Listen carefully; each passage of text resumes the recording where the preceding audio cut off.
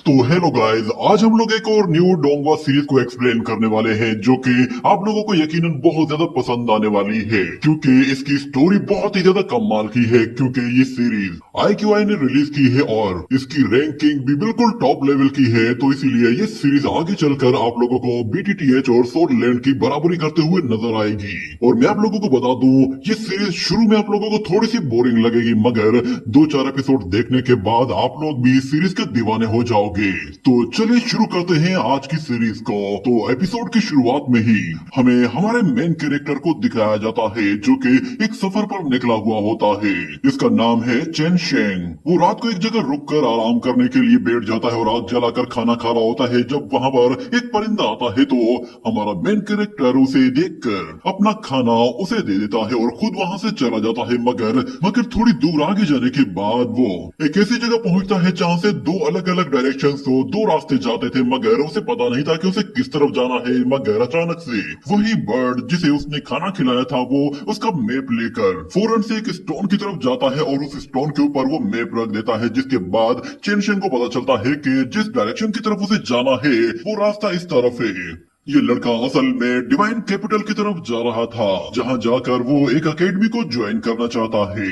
और अगले सीन में हमें हेवेनली डाओ अकेडमी को दिखाया जाता है, जिसके बाहर बहुत सारे डिसाइपल्स खड़े हुए होते हैं क्योंकि वहां पर नए डिसाइपल का एग्जाम लिया जाने वाला था और जो भी डिसाइपल एग्जाम में पार्टिसिपेट करना चाहता था उसे वहां पर पहले क्वालिफिकेशन के लिए एक छोटा सा टेस्ट पास करना होता है। और वहां मौजूद एक मोटा लड़का क्वालिफिकेशन के लिए फौरन से एक दरवाजे की तरफ जाता है और अपना कल्टीवेशन लेवल चेक करते हुए उस दरवाजे को खोलने की कोशिश करता है, मगर हमें दिखाया जाता है कि वो लड़का अपना पूरा जोर लगाने के बाद भी उस दरवाजे को खोल नहीं पाता और उसे एक जोरदार धचका लगता है, जिससे वो वहां से नीचे आ गिरता है। और सारे ही लोग उसका मजाक उड़ाना शुरू कर देते हैं कि ये आटे की बोरी यहाँ पर एग्जाम देने के लिए आई है। क्या तुम्हें मालूम नहीं है कि मेरो रिफाइनमेंट से पहले कोई भी बंदा इस लॉक को ओपन नहीं कर सकता है, ना ही ये दरवाजा इतनी आसानी से खोला जा सकता है। कम अज कम भी मेरो रिफाइनमेंट रियलम तो लाजमी अचीव कर लेना चाहिए। मगर वहां पर हमारा मेन कैरेक्टर पहुंच चुका था और वो उस मोटे को उसका फैन वापस करता है, जिस पर वो मोटा हैरान होता है कि सब लोग मुझ पर हंस रहे हैं मगर ये मुझे मेरा फैन वापस कर रहा है। मगर जैसे ही चेन चेंग वो उस एग्जाम के लिए उस डोर को ओपन करने के लिए जाता है तो वहां पे मौजूद एक लड़का उसे रोकता है और कहता है कि जरा एक मिनट रुको। वो उसकी पल्स चेक करता है, जिसके जरिए वो उसका कल्टीवेशन लेवल मालूम कर लेता है और कहता है कि जरा सब लोग सुनो तो सही, ये लड़का न सिर्फ मेरो रिफाइनमेंट से भी गया गुजरा है बल्कि इसका कल्टीवेशन लेवल तो नील बटा सन्नाटा है। यानी कि इसे कल्टीवेशन की दुनिया में ऐसे लोगों को सड़ा हुआ अंडा कहा जाता है। मगर चेनशन कहता है कि मैंने अभी अपनी कल्टीवेशन स्टार्ट नहीं की है और मैं अपनी कल्टीवेशन स्टार्ट करने के लिए ही तो यहाँ पर आया हूँ। मगर बाहर खड़ा हुआ वो लड़का कहता है कि लगता है ये बंदा अपना दिमाग घर भूल आया है, ये बगैर किसी कल्टीवेशन लेवल के टॉप रैंकिंग की हेवनली डाओ अकेडमी को ज्वाइन करना चाहता है।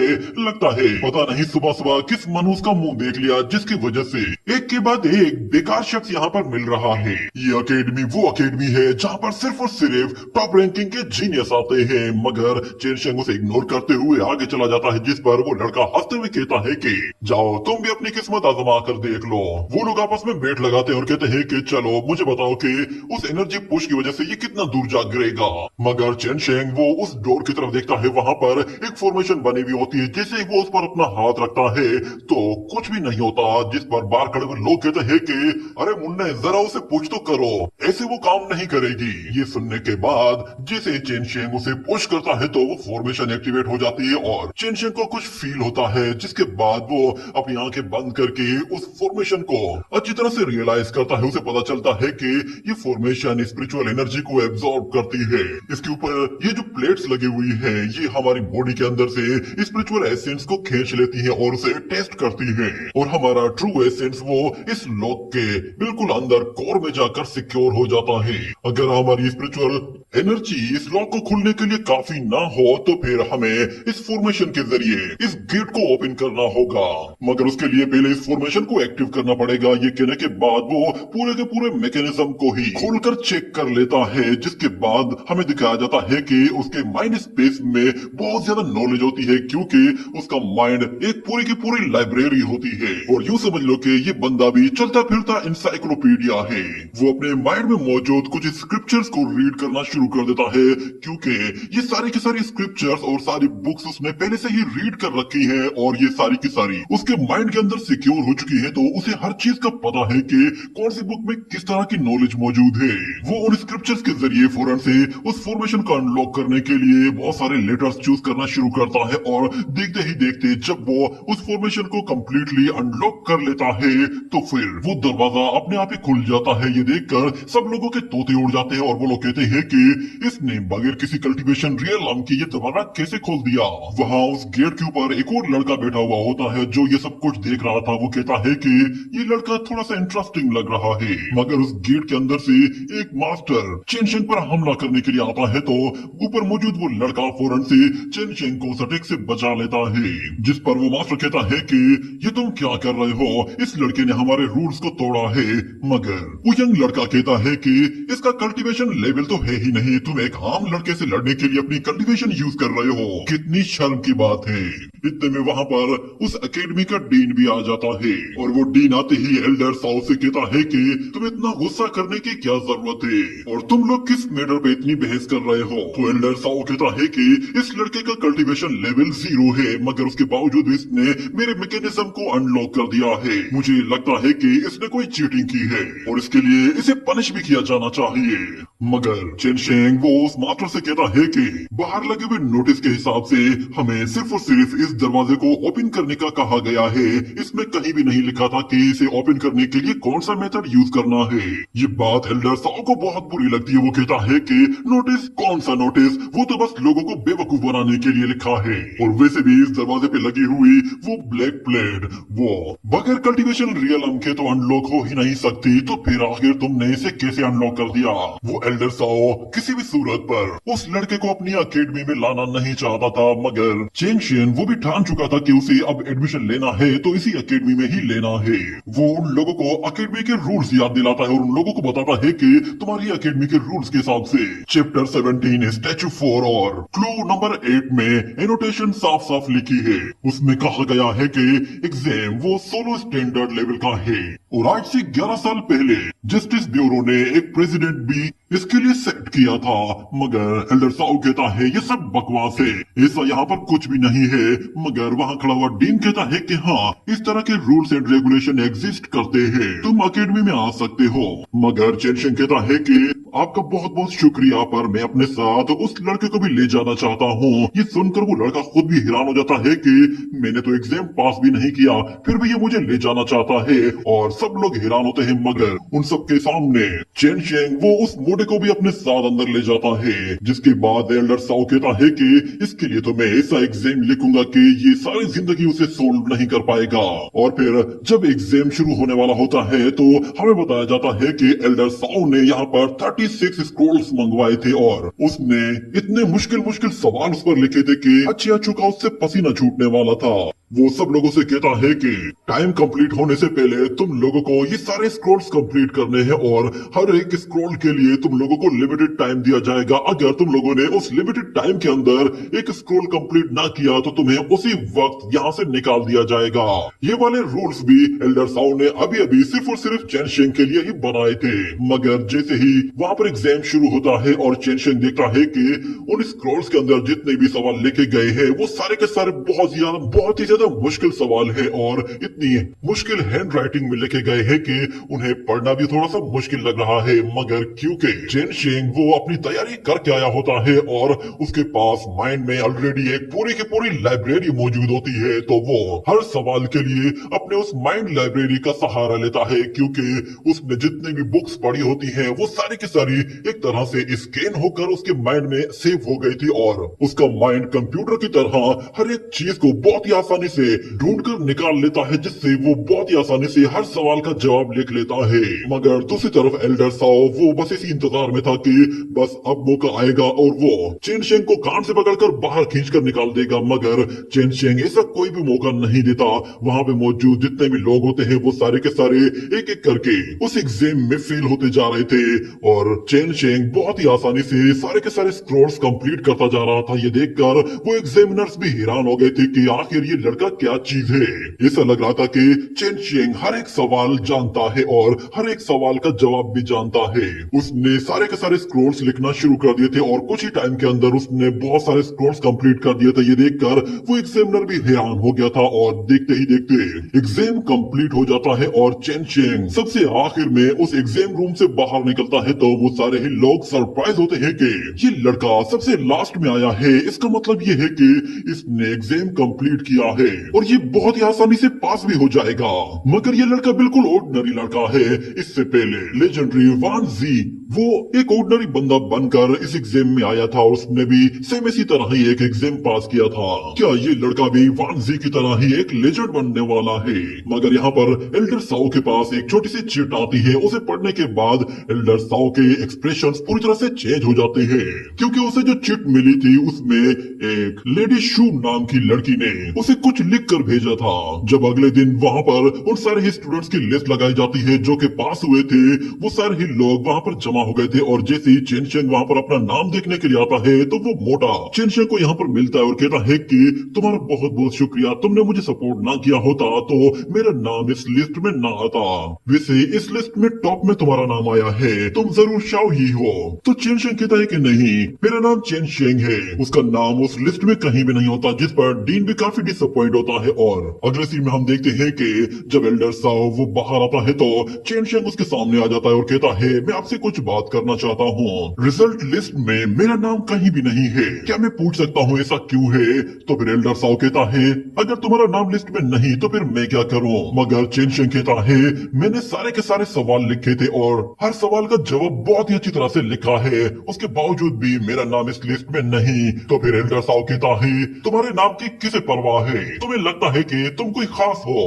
मगर बाहर मौजूद वो यंग मास्टर आता है और वो कहता है कि इसका नाम लिस्ट में होना चाहिए क्योंकि इसने सारे सवालों के जवाब लिखे हैं। मगर एल्डर साओ उस लड़के को कहता है कि तुम्हारा इसमें कोई लेना देना नहीं, जाओ अपना काम करो। पर वो यंग मास्टर कहता है कि तुम जानते हो ना कि मुझसे पंगा लेना कितना भारी पड़ेगा तुम्हें, बताओ आखिर तुमने ऐसे फेल क्यों किया है? तो एल्डर साओ कहता है इसमें तुम्हारा कोई लेना देना नहीं, मैं तुम्हें इसके बारे में नहीं बता सकता, इसीलिए फिर कभी बात करेंगे। ये कहते ही वो वहां से जाने लगता है तो वो यंग मास्टर कहता है तुम मुझे इग्नोर करके जा रहे हो, तुम्हारी तो।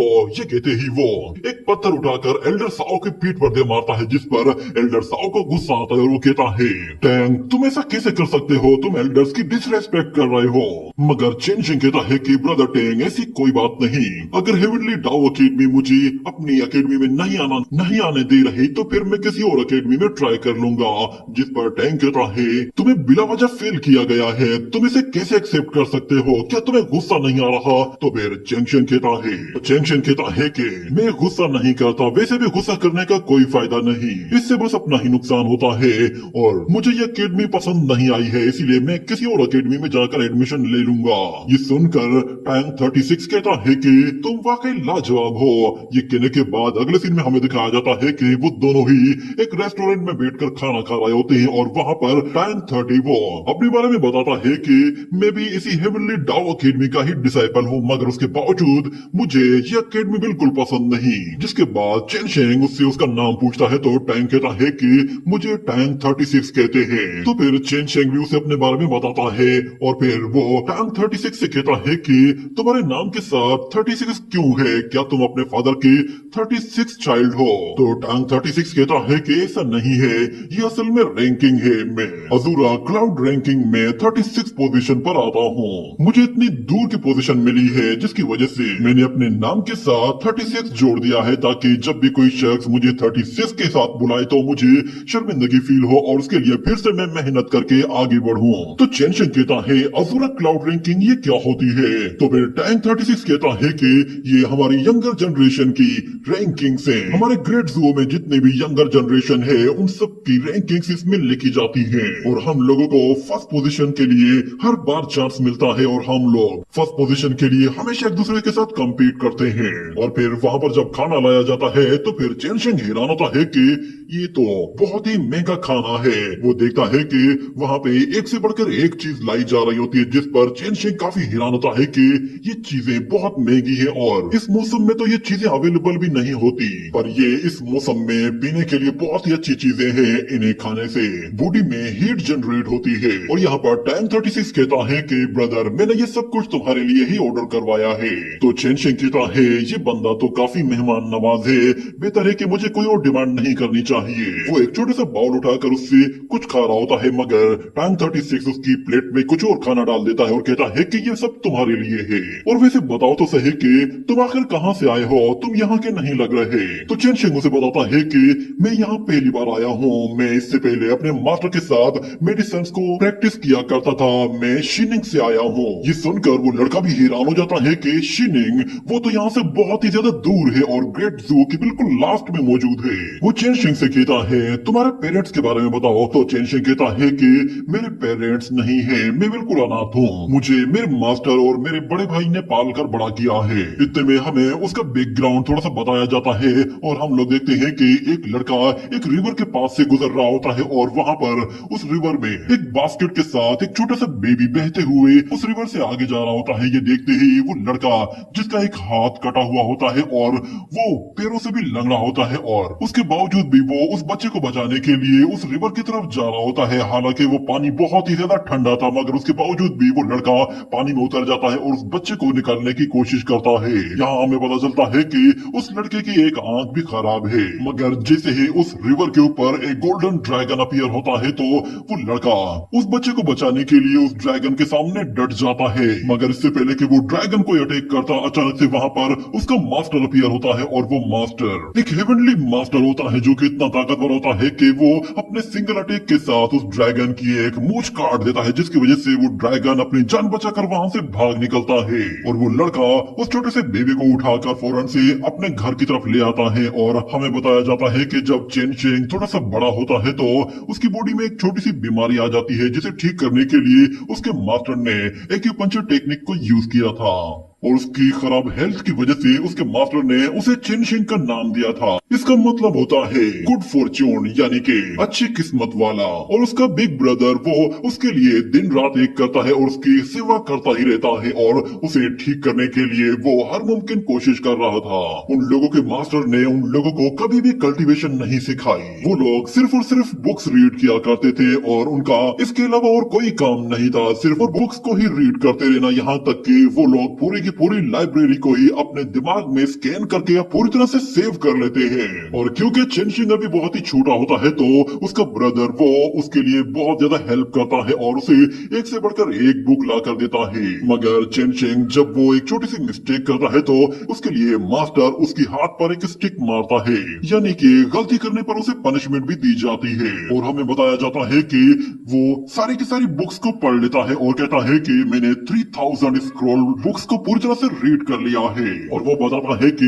जब शिनिंग में पीच ब्लॉसम का मौसम आता है तो फिर वहाँ पर एक व्हाइट क्रेन एक मैसेज लेकर आती है।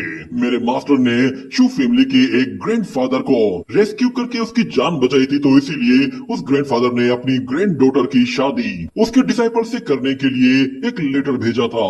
मास्टर वो लेटर यूरेन को देता है, मगर यूरेन वो लेटर अपने छोटे भाई को दे देता है, जो कि असल में एक मैरिज कॉन्ट्रैक्ट लेटर होता है। और यहाँ पर चेनशिंग कहता है कि मैं बहुत ज्यादा क्यूरियस था, मैं जानना चाहता था कि वो लड़की आखिर है कौन। उस लड़की ने जब चेनशिंग को खत भेजा था तो उसने कहा था कि जब तुम बड़े हो जाओ तो फिर मुझे ढूंढने के लिए कैपिटल सिटी में आना, वहाँ मैं तुम्हें बहुत ही मजे के खाने खिलाऊंगी और हम लोग ढेर सारी मस्ती करेंगे और बहुत ज्यादा जगहों पर घूमेंगे। और बहुत सारी बातें उसने चेनशिंग के लिए लिखी थी, जिस पर चेनशिंग काफी ज्यादा एक्साइटेड था और उस लड़की से मिलने के लिए वो अब माउंटेन से बाहर जाना चाहता था। और जब उसके जाने का वक्त आ जाता है तो फिर अचानक एक डिजीज उसकी बॉडी पर हमला कर देती है, जिसके बाद हमने देखा था कि उसकी बॉडी पर अजीब तरह की पल्स रिलीज होना शुरू हो गई थी, यानी कि उसकी वेन्स पूरी तरह से गोल्डन कलर की हो जाती है और उसे बहुत ज्यादा तकलीफ होती है। जब उसका भाई वहां पर उसे देखता है तो वो भी बिल्कुल डर सा जाता है और वो मास्टर को बुला कर लाता है।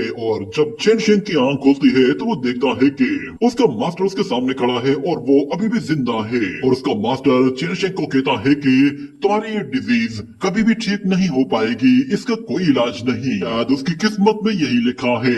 मगर चेन शेंग डिसाइड कर लेता है कि वो अपनी किस्मत को बदल देगा। जब वो अपनी जर्नी पर निकलने वाला होता है तो उसका मास्टर उसे बताता है कि पिछले 800 साल में सिर्फ 3 ही लोग हैं जो कि अपनी किस्मत बदल पाए हैं और वो सारे के सारे लोग एक्स्ट्रा ऑर्डिनरी लोग थे। तो चेन शेंग अपने मास्टर से कहता है मैं भी ये ट्राई करना चाहता हूँ। तो उसका मास्टर कहता है ठीक है, तो फिर तुम्हें कैपिटल सिटी जाना होगा और वहाँ पर किसी भी अकेडमी में फर्स्ट पोजीशन हासिल करनी होगी, जिसके बाद उसे कल्टीवेशन की दुनिया में ये पता चलेगा कि उसे अपनी किस्मत को किस तरह बदलना है। मगर उसका ब्रदर वो उसके लिए एक सोड और एक नयाम लेकर आता है और उससे कहता है कि ये अपने साथ ले जाओ, मुझे तुम्हारे ऊपर पूरा भरोसा है, तुम ये जरूर कर लोगे और हिम्मत बिल्कुल भी मत हारना, मैं तुम्हारा इंतजार करूंगा।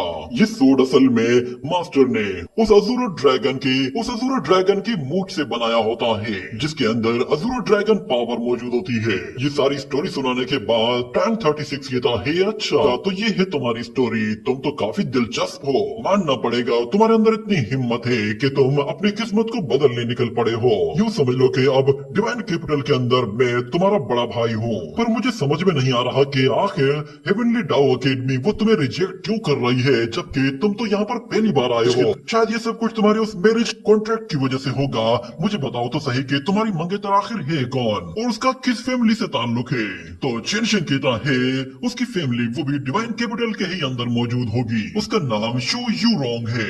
ये नाम सुनते ही यहाँ पर टैंक 36 तो चौंक जाता है और कहता है शू यू रोंग। तो चेन शेंग कहता है क्या तुमने ये नाम सुना है, क्या तुम उस लड़की से मिल चुके हो। तो टैंक 36 कहता है तुम जिस लड़के की बात कर रहे हो उसने 10 साल में ही अपनी फिनिक्स ब्लड लाइन को अवेकिन कर लिया था और उसे इस कॉन्टिनेंट की नंबर 1 डिसाइपल माना जाता है और वो अज़ूरा क्लाउड रैंकिंग में टॉप पर आती है। और यही नहीं बल्कि वो फ्यूचर की होली मैदान बनने वाली है। यकीन नहीं आता कि इतनी ग्रेट कल्टीवेटर तुम्हारी फियांसे है। क्या तुम वाकई में श्योर हो कि तुम उसी लड़की से शादी करने वाले हो। तो चेन शेंग कहता है मैंने उस लड़की को देखा नहीं है, मैंने सिर्फ बचपन में ही उसकी बातें सुनी है, वो भी सिर्फ लेटर्स के जरिए। जब वो छोटी थी तो उसे सिर्फ खेलना और घूमना फिरना पसंद था। वो बार बार मुझे लेटर लिखती थी कि मैं कैपिटल सिटी आ जाऊं। मुझे खुद भी यकीन नहीं आ रहा कि वो लड़की इतनी अचीवमेंट्स हासिल कर चुकी है। ये बात सुनते ही टैंक 36 कहता है अब समझ में आ रहा है कि हेवनली डाओ अकेडमी तुम्हें रिजेक्ट क्यों कर रही है। शायद इस अकेडमी के डिवाइन जनरल को तुम्हारे बारे में पता चल गया होगा कि तुम अब यहाँ पे आने वाले हो। ये सुनकर चेन शेंग कहता है कि डिवाइन जनरल, तो फिर टैंक 36 को उसे बताता है कि डिवाइन जनरल जो कि कैपिटल सिटी के मेजर फैमिली का एक खास जनरल है और तुम्हारा होने वाला ससुर भी है। अगर ये बात यहाँ पे फैल गई कि शू यू रोंग का मैरिज कॉन्ट्रैक्ट वो तुम्हारे साथ हुआ है, तुम जो कि कल्टीवेशन में 0 हो, तो ये बात हर जगह शू फैमिली की इज्जत को मिट्टी में मिला देगी और खास तौर पर तुम्हारा फ्यूचर फादर इन लॉ वो तो इतना बेरहम है कि शायद आज रात ही खत्म कर देगा। मैंने उसके बारे में बहुत सुना है, वो एक पत्थर दिल इंसान है और अपने रूल्स को लेकर वो इतना ज्यादा स्ट्रिक्ट है कि वो किसी और की बात मानता ही नहीं। इतना सुनने के बाद यहाँ पर चेन शेंग फौरन से शहर से बाहर जा रहा होता है और वो कहता है कि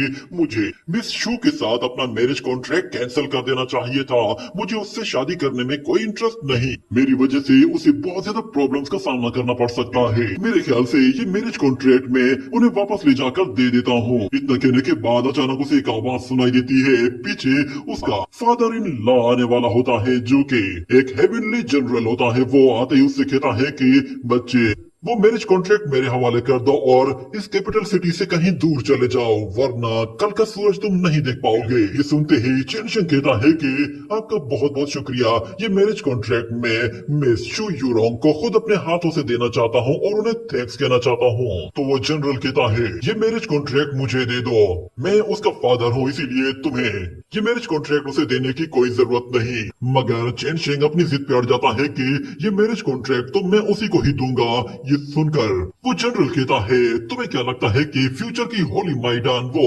क्लाउड रैंकिंग को छोड़कर तुम्हारे पास चल कर आएगी? क्या तुम्हारा दिमाग घास चरने गया है? मगर चेन शेंग साफ साफ मना कर देता है कि वो ये लेटर उस जनरल को नहीं देगा, जिस पर वो जनरल गुस्से में आकर अपने घोड़े के साथ उसके नोकीले पंजों से जैसे ही चेन शेंग पे हमला करता है तो चेन शेंग पीछे हट जाता है, मगर वो घोड़ा दोबारा से उसकी तरफ आता है और उसे एक जोरदार पंजा मारकर वहां से पीछे धकेलता है, जिसकी वजह से चेन शेंग के मुंह से खून निकल आता है और वो अपने आप को बचाने के लिए उस घोड़े की तरफ कुछ नीडल्स थ्रो करता है, जो कि उसको बिल्कुल सही निशाने पे लगती है और वो घोड़ा बिल्कुल पागल सा हो जाता है और यहाँ वहां उछलना शुरू कर देता है, जिससे वो जनरल फौरन नीचे आ जाता है और आते ही चेन शेंग से कहता है, इस तरह की बेकार सी ट्रिक्स यूज करते हुए तुम्हें शर्म आनी चाहिए। तुम एक कल्टिवेटर नहीं हो, एक मामूली इंसान होकर तुम मुझसे पंगा लेना चाहते हो। तुम जानते हो ना तुम्हारे साथ क्या हो सकता है? ये कहते ही वो अपनी सोड निकालकर चेन शेंग के ऊपर ग्रेविटी प्रेशर डालता है तो चेन शेंग उस हल्के से ग्रेविटी प्रेशर के सामने भी बिल्कुल दब सा जाता है और कुछ भी नहीं कर पाता, जिसके बाद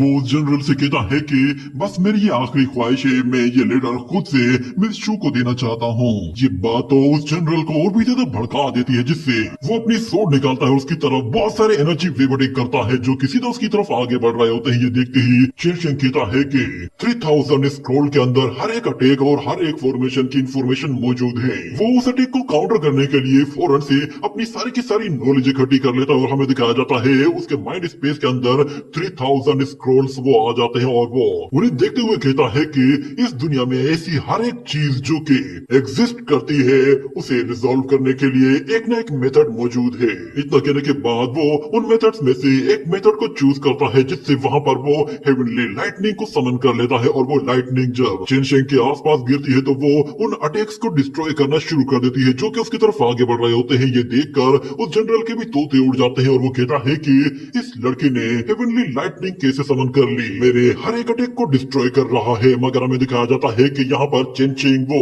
अपनी अज़ूरा ड्रैगन सोड निकालता है तो उसके पीछे एक स्पिरिचुअल अज़ूरा ड्रैगन आ जाता है, जो कि पलक झपकते ही उस जनरल के आर पार चला जाता है और वो जनरल देखता है कि चेन शेंग वो उसके बेहद करीब आ पहुंचा है। मगर इससे पहले कि चेन शेंग कोई हमला करता, वो जनरल उसे एक जोरदार पंच मारता है, जिसकी वजह से चेन शेंग की वो नयाम हल्की सी क्रैक हो जाती है और वो खुद दूर एक दीवार पे जा लगता है। और यहाँ पर वो जनरल बिल्कुल हैरान होकर कहता है, इस लड़के के पास ये छोटी सोड और वो इसकी नयाम और ऊपर से अज़ूरा ड्रैगन ओरा, ये लड़का मेरे लिए आगे चलकर एक बहुत बड़ा खतरा बनने वाला है, मुझे इसे यहीं पे ही खत्म कर देना होगा। ये कहने के साथ वो अपनी सोड फॉर्मेशन के जरिए वहां पर एक ब्लड फ्लड लेकर आता है और हमें दिखाया जाता है कि जैसे वो अपनी एनर्जी को ऊपर की तरफ रिलीज करता है तो वो एनर्जी पूरे आसमान तक फैल जाती है और दूर दूर से देखी जा रही थी, यहाँ तक कि टाइम 36 जब वो देखता है तो वो भी हैरान हो जाता है और कहता है, ये तो जनरल शीजी है, शायद उसने अपने स्टार डोमेन को एक्टिवेट कर दिया है। यहाँ पर जनरल शीजी वो चेन शेंग से कह रहा होता है कि मेरी बेटी के पास ट्रू फिनिक्स ब्लड लाइन है, वो इस दुनिया में सबसे ज्यादा खास है। तो चेन शेंग कहता है, तो मैं क्या करूं, क्या मैं मर जाऊं? ये कहते ही वो अपनी सोड निकालता है और कहता है कि इस दुनिया में मौजूद हर शख्स यूनिक है। पहले तो मैं ये मैरिज कॉन्ट्रैक्ट वापस करना चाहता था, पर क्योंकि अब मैं तुम्हारी फॉर्मेशंस को तोड़ सकता हूँ और तुम्हारे इस स्टार डोमेन को भी तोड़ सकता हूँ, तो अब मैं पीछे हटने वाला बिल्कुल भी नहीं। ये कहने के बाद हम देखते हैं वो दोनों ही एक दूसरे को मारने के लिए जिद पे अड़ जाते हैं और कोई भी पीछे हटने को तैयार नहीं होता। इससे पहले कि वो जनरल अटैक करता, अचानक से एक छोटा सा एलेक्सियर आता है जिसके अंदर से कुछ फ्लावर लीव्स निकलते हैं और हमें दिखाया जाता है वो एक लोटस, जो कि अपनी छोटी छोटी पत्तियां बिखेरता है। हर एक पत्ती से एक लोटस बाहर निकलता है, जो कि उस पूरे के पूरे डोमेन को डिस्ट्रॉय करके रख देता है। और हम वहां पर एक और लड़की को देखते हैं जिसका नाम एल्डर मोयू होता है। वो आते ही कहती है कि जनरल, तुम्हारा ये स्टार डोमेन तो आज भी बिल्कुल पहले की तरह बहुत ही सॉफ्ट है और इतनी आसानी से ब्रेक हो जाता है। अभी तो मैंने अपना पूरा अटैक भी नहीं किया था और ये ब्रेक हो गई। मगर जनरल उससे कहता है कि मिस मोयू, ये मेरा फैमिली मैटर है और इसे मैं खुद से रिजॉल्व करना चाहता हूँ, इसीलिए आप प्लीज इस मैटर में इन्वॉल्व ना हो। तो मिस मोयू कहती है कि तुम्हारे आपस में जितने भी पर्सनल मैटर्स हैं तुम रिजॉल्व कर लेना, मुझे उनसे कोई लेना देना नहीं है। मगर जहाँ तक बात इस लड़के की है तो मैं इसके बारे में तुम्हें कुछ बताना चाहती हूँ। डीन ने इसके लिए एक ऑर्डर जारी किया है। ये कहने के साथ वो जैसे स्क्रॉल खोलती है तो सारे ही लोग उस ऑर्डर के आगे झुक जाते हैं और सब लोग सुनने की कोशिश करते हैं कि आखिर डीन ने क्या ऑर्डर दिया है। वो लड़की उन लोगों को पढ़ के बताती है कि डिवाइन मास्टर ने शीनिंग स्टूडेंट चेन शेंग को अपने पैलेस पे बुलाया है। आज से वो इसी कैपिटल के अंदर रहेगा और अकेडमी का हिस्सा बनकर रहेगा। ये बात उस जनरल को चौंका देती है और वो कहता है ये नामुमकिन है, ये लड़का एक नाकारा बंदा है और आखिर हेवनली डाउ अकेडमी इसे कैसे एक्सेप्ट कर सकती है। मगर मिस मोयू से कहती है जनरल तुम लोग अपने फैमिली मैटर फिर कभी रिजोल्व कर लेना, मुझे नहीं लगता कि तुम्हें इस बार इस लड़के को छूना तक चाहिए। अगर तुमने इसे छुआ तो फिर तुम डिवाइन मास्टर को अच्छी तरह जानते हो कि उनका ऑर्डर ना मानना मौत को दावत देने के बराबर है। और यहाँ पर टांग 36 वो चेनशिंग से कहता है क्या तुमने इसके स्टार डोमेन को तोड़ दिया? तो चेनशिंग कहता है ये तो बस मैंने गुस्से में कर दिया है।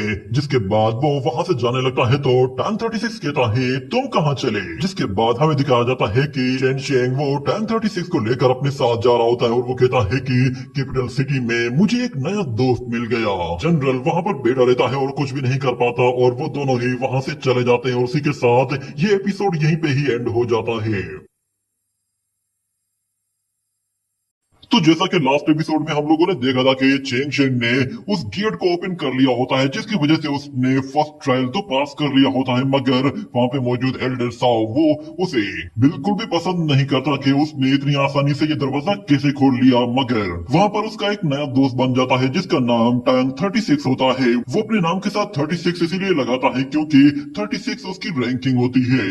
वो चेंग शेन को अपने साथ रेस्टोरेंट में लेके जाता है, वहां पर उसके साथ खाना खाता है और वो लोग अपने बारे में एक दूसरे को बताते हैं और चेंग शेन उसे बताता है कि वो जब एक छोटा बच्चा था तो उसे उसके बिग ब्रदर ने और उसके मास्टर ने नहर से निकालकर पाल पोस कर बड़ा किया था, मगर वो एक डिजीज की वजह से मौत के करीब जाता जा रहा था। मगर उससे पहले वो अपनी किस्मत को बदलना चाहता है और अपने आप को जिंदा रखने के लिए एक आखिरी कोशिश करना चाहता है जिसके लिए वो हेवनली डाउ अकेडमी को ज्वाइन करना चाहता था।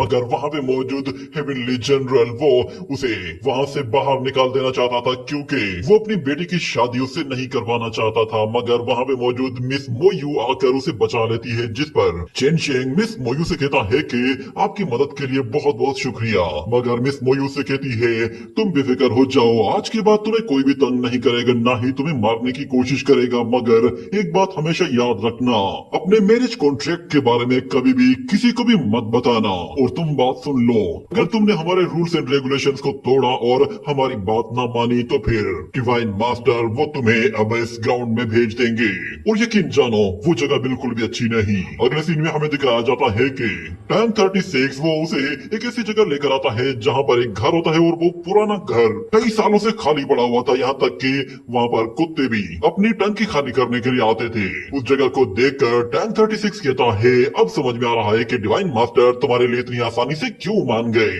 और वो हेवनली जनरल भी तुम्हें छोड़ने के लिए मान गया। आखिर डिवाइन मास्टर ने तुम्हारे बारे में सोचा क्या है, वो तुम्हें इस जगह पर रहने को कह रहा है। अकेडमी का कोई भी डिसाइपल जो कि रजिस्टर होता है वो यहाँ पर नहीं रहता, ये जगह रहने के लायक ही नहीं। मुझे तो लगता है शायद यहाँ पर सिर्फ और सिर्फ उन लोगों को रखा जाता होगा जिन्हें प्रिजन में डालना हो। ये जगह दिखने में भी एक प्रिजन की तरह ही लग रही है।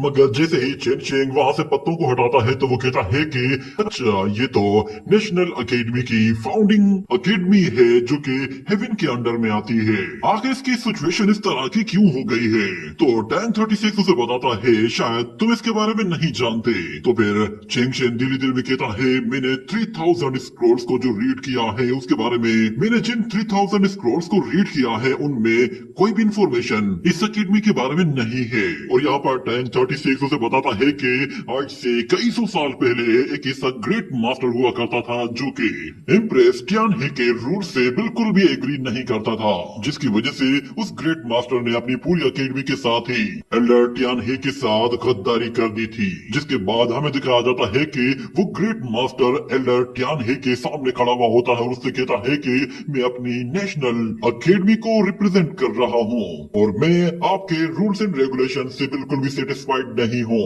मैं चाहता हूँ कि आप फौरन से हमारी डिमांड को एक्सेप्ट कीजिए और अपनी पोजीशन से रिजाइन कर दीजिए। उस ग्रेट मास्टर की ये बात बाकी सारे ग्रेट मास्टर्स को बहुत ही ज्यादा बुरी लगती है, यहाँ तक कि एक बहुत ही पावरफुल एंसेस्टर वहां पर अपीयर होता है और वो आते साथ ही उस ग्रेट मास्टर से कहता है कि शेन, तुम अपनी हद से आगे बढ़ गए हो, अब वक्त आ गया है कि तुम्हें वापस पीछे धकेला जाए। ये कहने के बाद वो एक बहुत ही बड़ी फॉर्मेशन के साथ एक इतना ताकतवर हमला करता है कि वो एनर्जी अटैक हर एक चीज को डिस्ट्रॉय करता हुआ आगे की तरफ बढ़ता है और साथ में जाते ही उस मास्टर को भी हिट कर जाता है, जिससे वो मास्टर कहीं गायब हो जाता है और उसके साथ वो पूरा का पूरा घर दो टुकड़े हो जाता है।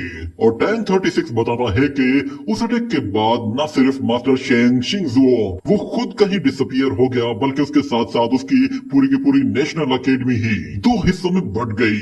वो लोग देखते हैं कि वो बिल्डिंग आज भी बिल्कुल वैसी की वैसी ही मौजूद है और टैंक 36 बताता है कि मेरे पास तुम्हें बताने के लिए बहुत कुछ है, मगर ये सारी बातें बाद में बताई जा सकती हैं। फिलहाल तो हमें वो काम करना है जो कि सबसे ज्यादा जरूरी है। आखिर डिवाइन मास्टर ने तुम्हें यहाँ पर क्यों भेजा है, जबकि उन्होंने खुद ही इस अकेडमी को डिस्ट्रॉय किया था।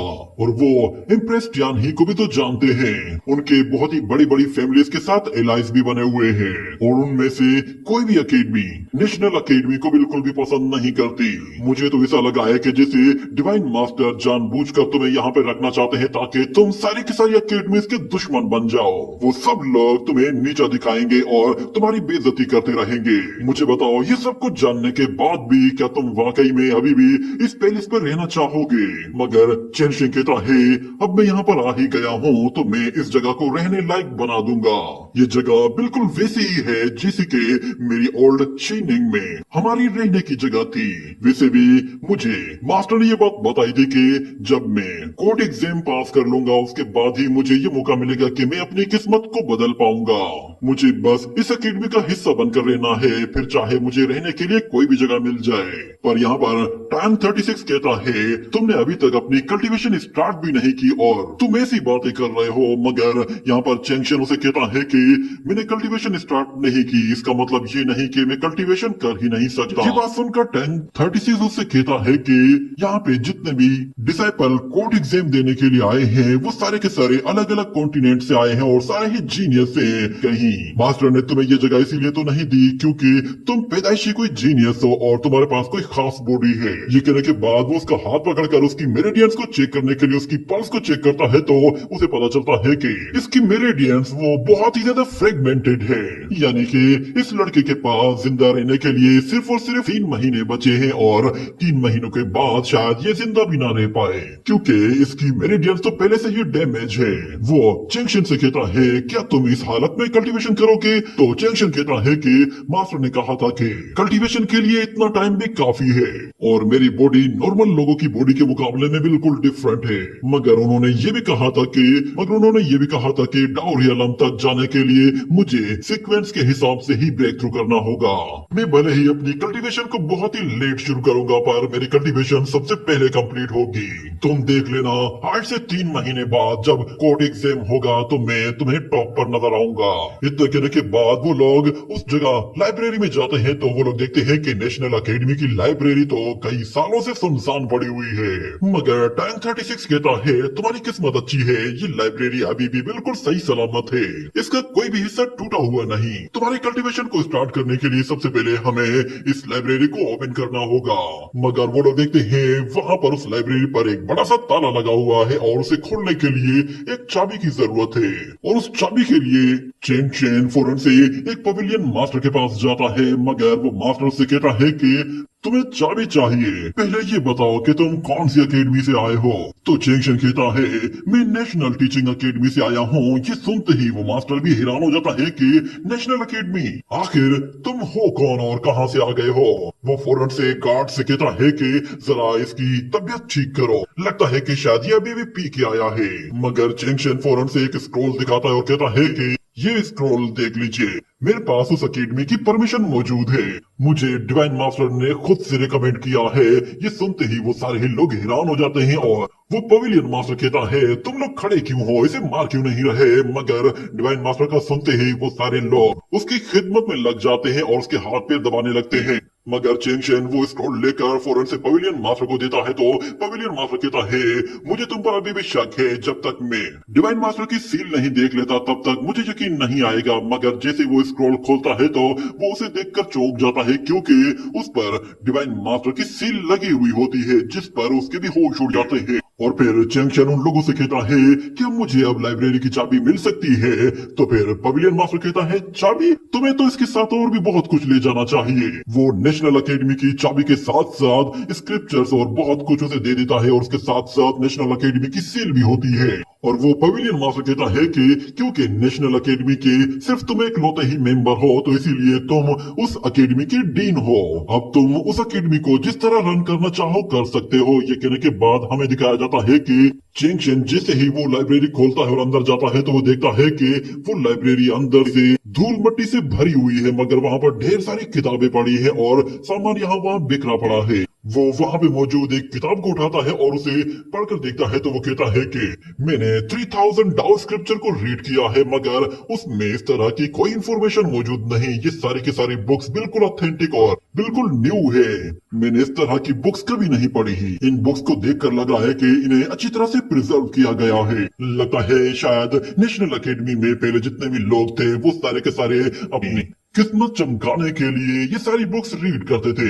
इतने में बाहर से आवाजें आना शुरू हो जाती हैं और भी बहुत सारे लोग होते हैं जो कि उस एकेडमी को विजिट करना चाहते थे मगर उनमें से किसी को भी अंदर नहीं आने दिया जाता। यहाँ पर चेंगशेन वो उस लाइब्रेरी को साफ कर रहा होता है और वो कहता है कि अगर मैं यहाँ पर 3 महीने स्पेंड करूंगा तो मैं यहाँ पर काफी कुछ हासिल कर लूंगा। मगर हमें दिखाया जाता है कि वो पवेलियन मास्टर अपने दूसरे साथियों के साथ वहां पर आ जाता है और कहता है कि आप ये क्या कर रहे हैं? आप तो डीन हैं, हमें सफाई करने दीजिए। मगर चेंगशेन कहता है कि मुझे सफाई करना पसंद है इसीलिए मैं खुद करूंगा। तो फिर पवेलियन मास्टर कहता है अगर ऐसा है तो फिर हमें भी सफाई करना बहुत पसंद है। ये कहते ही वो लोग चेंगशेन के साथ उस लाइब्रेरी को साफ करना शुरू कर देते हैं और कुछ ही देर के अंदर वो लोग उस लाइब्रेरी को पूरी तरह से चमका देते हैं। और वहां पर वो पवेलियन मास्टर चेंगशेन से कह रहा होता है कि तुम्हें खुद डिवाइन मास्टर ने चूज किया है, इसका मतलब ये है तुम कोई एक्स्ट्रा ऑर्डिनरी बंदे होगे। जरूर तुम्हारा कल्टीवेशन लेवल वो एलिमिनेशन लेवल का होगा। तो चेंगशेन कहता है कि नहीं, मैं एलिमिनेशन लेवल में नहीं हूँ। तो फिर वो पवेलियन मास्टर कहता है अच्छा ठीक है मगर तुम्हारे पास कम से कम मेरो रिफाइनिंग लेवल तो जरूर होगा। तुम जरूर कोई एक्स्ट्रा ऑर्डिनरी वॉरियर हो, यही वजह है शायद तुम्हें डिवाइन मास्टर ने खुद से चूज किया है। तो चेंगशेन कहता है ऐसा नहीं है, मैं कल्टीवेटर नहीं हूँ। ये सुनकर वो मास्टर हैरान हो जाता है कि तुम कल्टीवेटर नहीं हो। आखिर ये कैसे हो सकता है? कहीं डिवाइन मास्टर को किसी ने बेवकूफ तो नहीं बना दिया? तुम बगैर कल्टीवेशन के इस लाइब्रेरी के डीन बन गए हो। तो चेंगशेन कहता है मैं यहाँ पर कल्टीवेशन शुरू करने के लिए आया हूँ। ये कहते हुए वो उसे एक बुक भी दिखाता है कि मैं ये पढ़ने वाला हूँ। ये कहने के साथ ये सीन यहीं पे ही कट हो जाता है। अगले सीन में हमें दिखाया जाता है कि वो पवेलियन मास्टर फिर एक और मास्टर के पास जाता है और उससे कहता है आखिर ये कैसे हो सकता है? ग्रैंड मास्टर ऐसा कैसे कर सकते हैं? वो एक आम लड़का है और उसके पास कल्टीवेशन का कोई लेवल तक नहीं, ना ही उसके पास स्पिरिचुअल सेंस है। वो आते ही नेशनल एकेडमी का डीन बन गया। मगर वो ओल्ड मास्टर उस पवेलियन मास्टर से कहता है कि तुम्हें थोड़ा सा सब्र करना चाहिए। मगर वो पवेलियन मास्टर तो गुस्से में पागल हो रहा होता है और उसे समझ में नहीं आ रहा होता कि वो क्या करे। और यहाँ पर वो ओल्ड मास्टर बिल्कुल रिलैक्स होकर उससे कह रहा होता है कि सब्र का फल मीठा होता है इसीलिए जल्दबाजी मत करो। वो आराम आराम से उन फूलों को काट रहा होता है जिस पर वो पवेलियन मास्टर उसका इंतजार नहीं कर पाता और वो फौरन से एक फूल तोड़ता है और उसे अपने मुंह में डाल देता है और कहता है कि चले बताइए आखिर आप क्या चाहते हैं? तो वो ओल्ड मास्टर कहता है अच्छा तुमने खा लिया है तो इसे निगल कर दिखाओ। ये सुनकर वो पवेलियन मास्टर कहता है क्या मतलब, क्या मैं ये डाइजेस्ट नहीं कर सकता? ऐसा करता हूँ मैं इसे उगल देता हूँ। ये कहने के बाद वो अपने मुंह में उंगली डालकर उस फूल को निकालने की कोशिश करता है मगर वो बाहर नहीं आता। और यहाँ पर वो ओल्ड मास्टर से कहता है कि कुछ फूल देर से खिलते हैं मगर उनकी खुशबू ऐसी होती है कि वो बाकी फूलों से बहुत ही ज्यादा अलग, वो बाकी फूलों से बिल्कुल शानदार किस्म की होती है और उसकी बराबरी कोई भी नहीं कर पाता। आज रात में चाहता हूँ तुम मेरे साथ यहाँ पर रुको और आसमान की तरफ देखो क्योंकि आज की रात बिल्कुल अलग तरह की होगी। ये कहने के साथ ही ये सीन यहीं पे ही कट हो जाता है। अगले सीन में हमें दोबारा से चेंगशेन को दिखाया जाता है। वो अपनी लाइब्रेरी से कुछ बुक्स निकालता है और उन्हें लेकर देखकर फौरन से बाहर आ जाता है। वो बुक उसने अपने सामने खोलकर रखी हुई होती है और वो वहाँ पर थोड़ी सी वाइन पीता है और कहता है कि शिनिंग के मुकाबले में कैपिटल सिटी भी काफी अच्छा है। वो वाइन पीने के बाद जब उस बुक को पढ़ता है तो वो कुछ ही देर के अंदर वो बुक पढ़कर खत्म कर लेता है और फिर अपनी कल्टीवेशन को स्टार्ट करता है और कहता है कि मुझे लो लेवल से हाई लेवल की तरफ जाना है।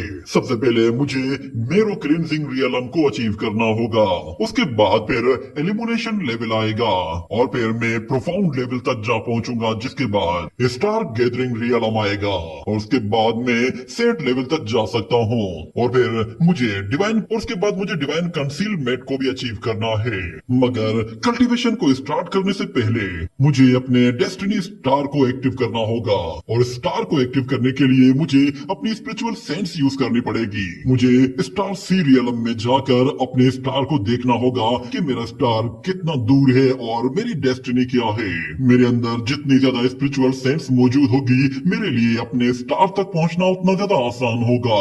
मास्टर ने मुझे हमेशा सिर्फ और सिर्फ बुक्स रीड करने के लिए कहा, उन्होंने कभी भी मुझे कल्टीवेशन नहीं सिखाई। पिछले 10 सालों में मैंने सिर्फ और सिर्फ 3000 डाओ स्क्रिप्चर को रीड किया है ताकि मैं अपनी स्पिरिट को गैदर कर सकूं और मैं अपनी स्पिरिचुअल सेंस को ज्यादा से ज्यादा कंडेंस कर सकूं। इतने में हमें दिखाया जाता है वो अपनी स्पिरिचुअल सेंस के साथ अपनी स्पिरिट को अपनी बॉडी से रिलीज करता है तो उसकी स्पिरिट सीधा ऊपर आसमान की तरफ चली जाती है और बादलों से ऊपर आकर एक जगह रुक सी जाती है। मगर फिर हमें दिखाया जाता है कि उसकी बॉडी में बहुत ज्यादा एनर्जी एब्जॉर्ब होना शुरू हो जाती है और वो एनर्जी अपने आप ही उसकी बॉडी के अंदर जा रही थी, जिसके बाद वहाँ पे उसकी स्पिरिचुअल सेंस जैसे ही एक्टिव होती है तो वो देखता है उसके आसपास का नजारा बिल्कुल बदल गया है। वहाँ पर उसके सामने स्टार सी मौजूद होता है। उसे देखकर वो बहुत ज्यादा खुश होता है कि ये स्टार सी दिखने में बहुत ही ज्यादा शानदार है। मैंने डिवाइन डाओ स्क्रिप्चर में जिस तरह के डिवाइन सी के बारे में सुना था ये उससे कई गुना ज्यादा खूबसूरत है। मुझे स्टार सी के अंदर अब अपने स्टार को ढूंढना होगा। मेरा डेस्टिनी स्टार भी यहीं पे ही होना चाहिए। वो जैसे ही दोबारा से फोकस करता है और अपने डेस्टिनी स्टार को ढूंढने की कोशिश करता है तो उसे दूर एक स्पिरिचुअल बॉडी दिखाई देती है और उसे गौर से देखने के बाद उसे समझ में आ जाता है कि यही उसका डेस्टिनी स्टार है। वो डेस्टिनी स्टार बहुत ही ज्यादा चमक रहा होता है और उसकी लाइट दूर दूर तक देखी जा रही थी। यहाँ तक कि वो पवेलियन मास्टर भी देखते हुए कहता है कि फाइनली उस लिटिल मास्टर ने अपनी डेस्टिनी स्टार को देख लिया है। मैं अपनी लाइफ में पहली मर्तबा किसी डेस्टिनी स्टार को इतना चमकते हुए देख रहा हूँ। इतने में वो नेशनल अकेडमी की तरफ देखता है और कहता है कि इसका मतलब ये है कि वो यंग मास्टर अभी यहाँ पर मौजूद है। तो वो ओल्ड मास्टर कहता है कि हाँ ये वही लड़का है और वहाँ से कई हजार मील दूर चेंगशेन का मास्टर वो भी उस लाइट को देख पा रहा होता है और उसका वो ब्रदर अपने मास्टर से कह रहा होता है कि ये लाइट को जानी पहचानी सी लग रही है। ऐसा लग रहा है कि ये ब्रदर चेंगशेन का ओरा है। तो मास्टर कहता है कि चेंगशेन की डेस्टिनी वो उससे काफी दूर है मगर उसका डेस्टिनी स्टार बहुत ज्यादा पावरफुल है। अगर उसे वहां तक पहुंचना है तो उसे स्टार सी में लाइफ एंड डेथ गेट को क्रॉस करना होगा। यहाँ पे हमें दिखाया जाता है कि चेंगशेन वो अपनी डेस्टिनी स्टार की तरफ आगे बढ़ रहा होता है मगर इतने में अचानक वो किसी बैरियर से टकरा जाता है जिस पर वो भी हैरान होता है कि यहाँ पर एक बड़ी सी दीवार जैसे क्या चीज है। उसे नजर आता है वहां पर एक बहुत बड़ी शील्ड बनी हुई है जो कि उसे उसकी डेस्टिनी स्टार की तरफ आगे जाने नहीं दे रही मगर उसकी स्पिरिचुअल सेंसेस उसे कह रही होती है कि उसे इस बैरियर के बीच से होके गुजरना है।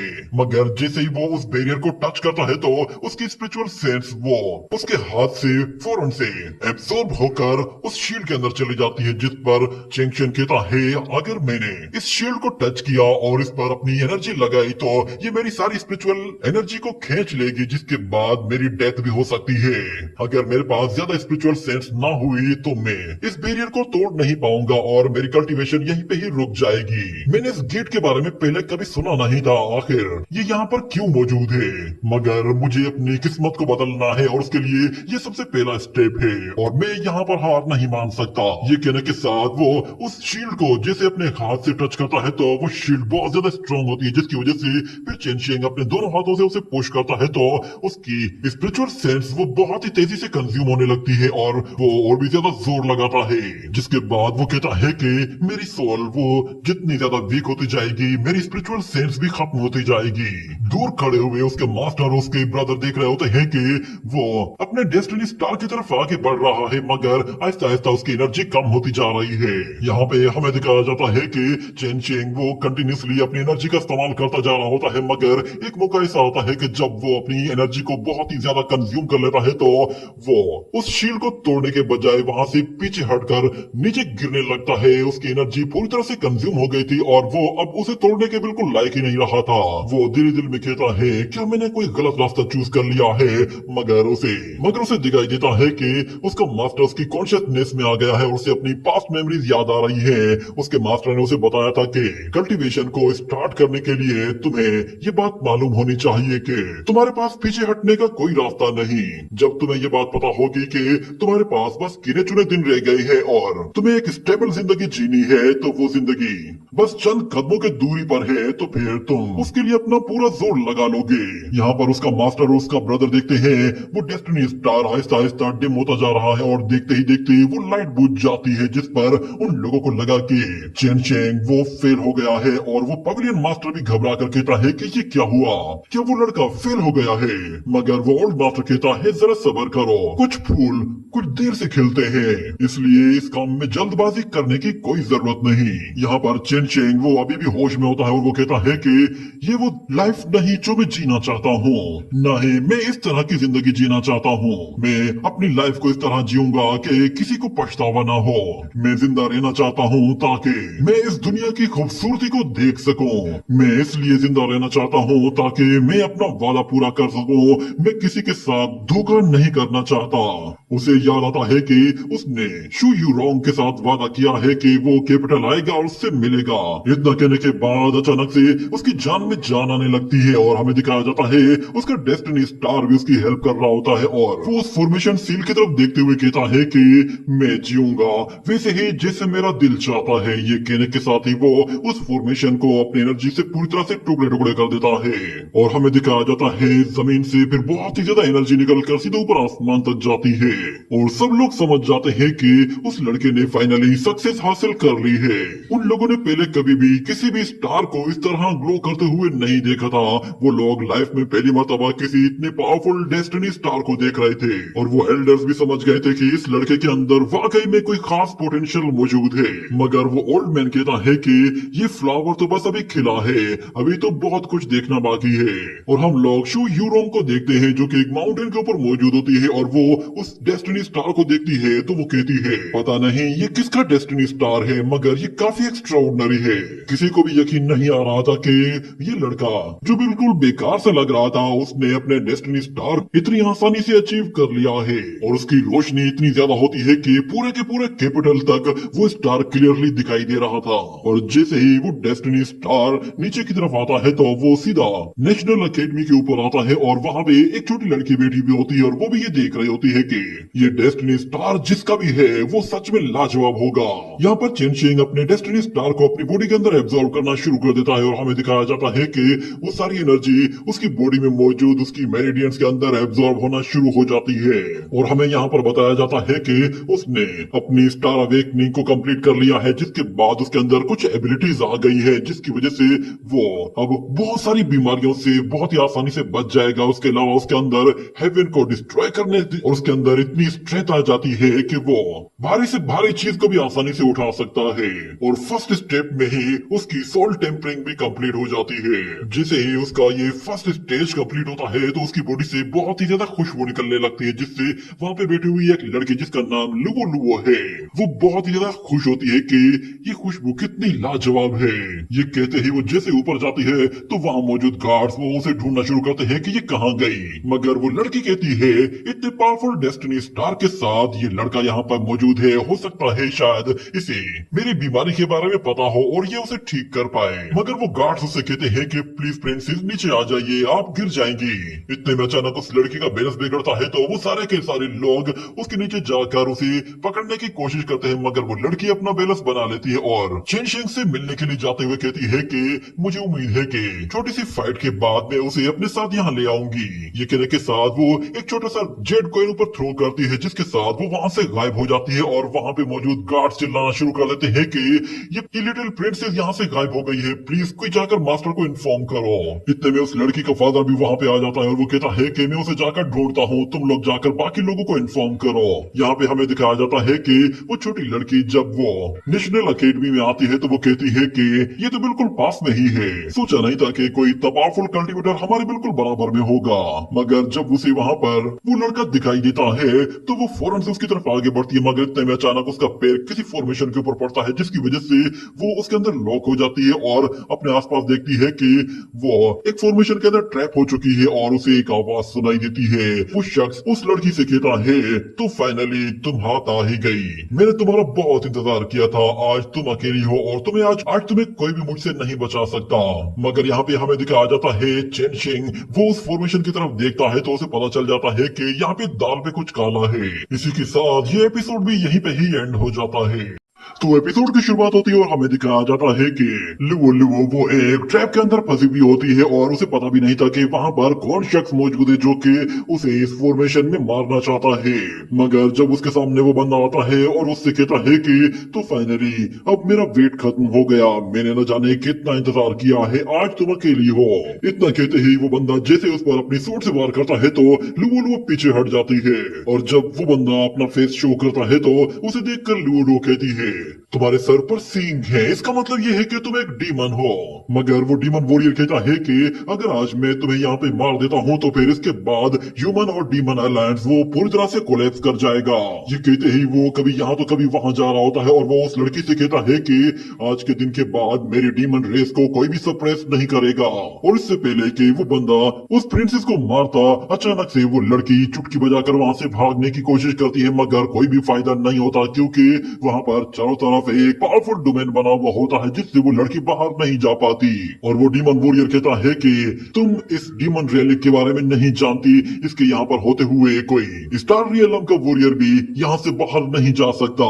मगर हम देखते हैं वो लड़की फौरन से अपना एक विप बाहर निकाल लेती है और उसके साथ उस डीमन वॉरियर पर हमला करती है। मगर हमें बताया जाता है कि ये वेपन रैंकिंग में 70th नंबर पे आ, जिसका मतलब ये है कि ये इतना हाईएस्ट लेवल का वेपन नहीं है।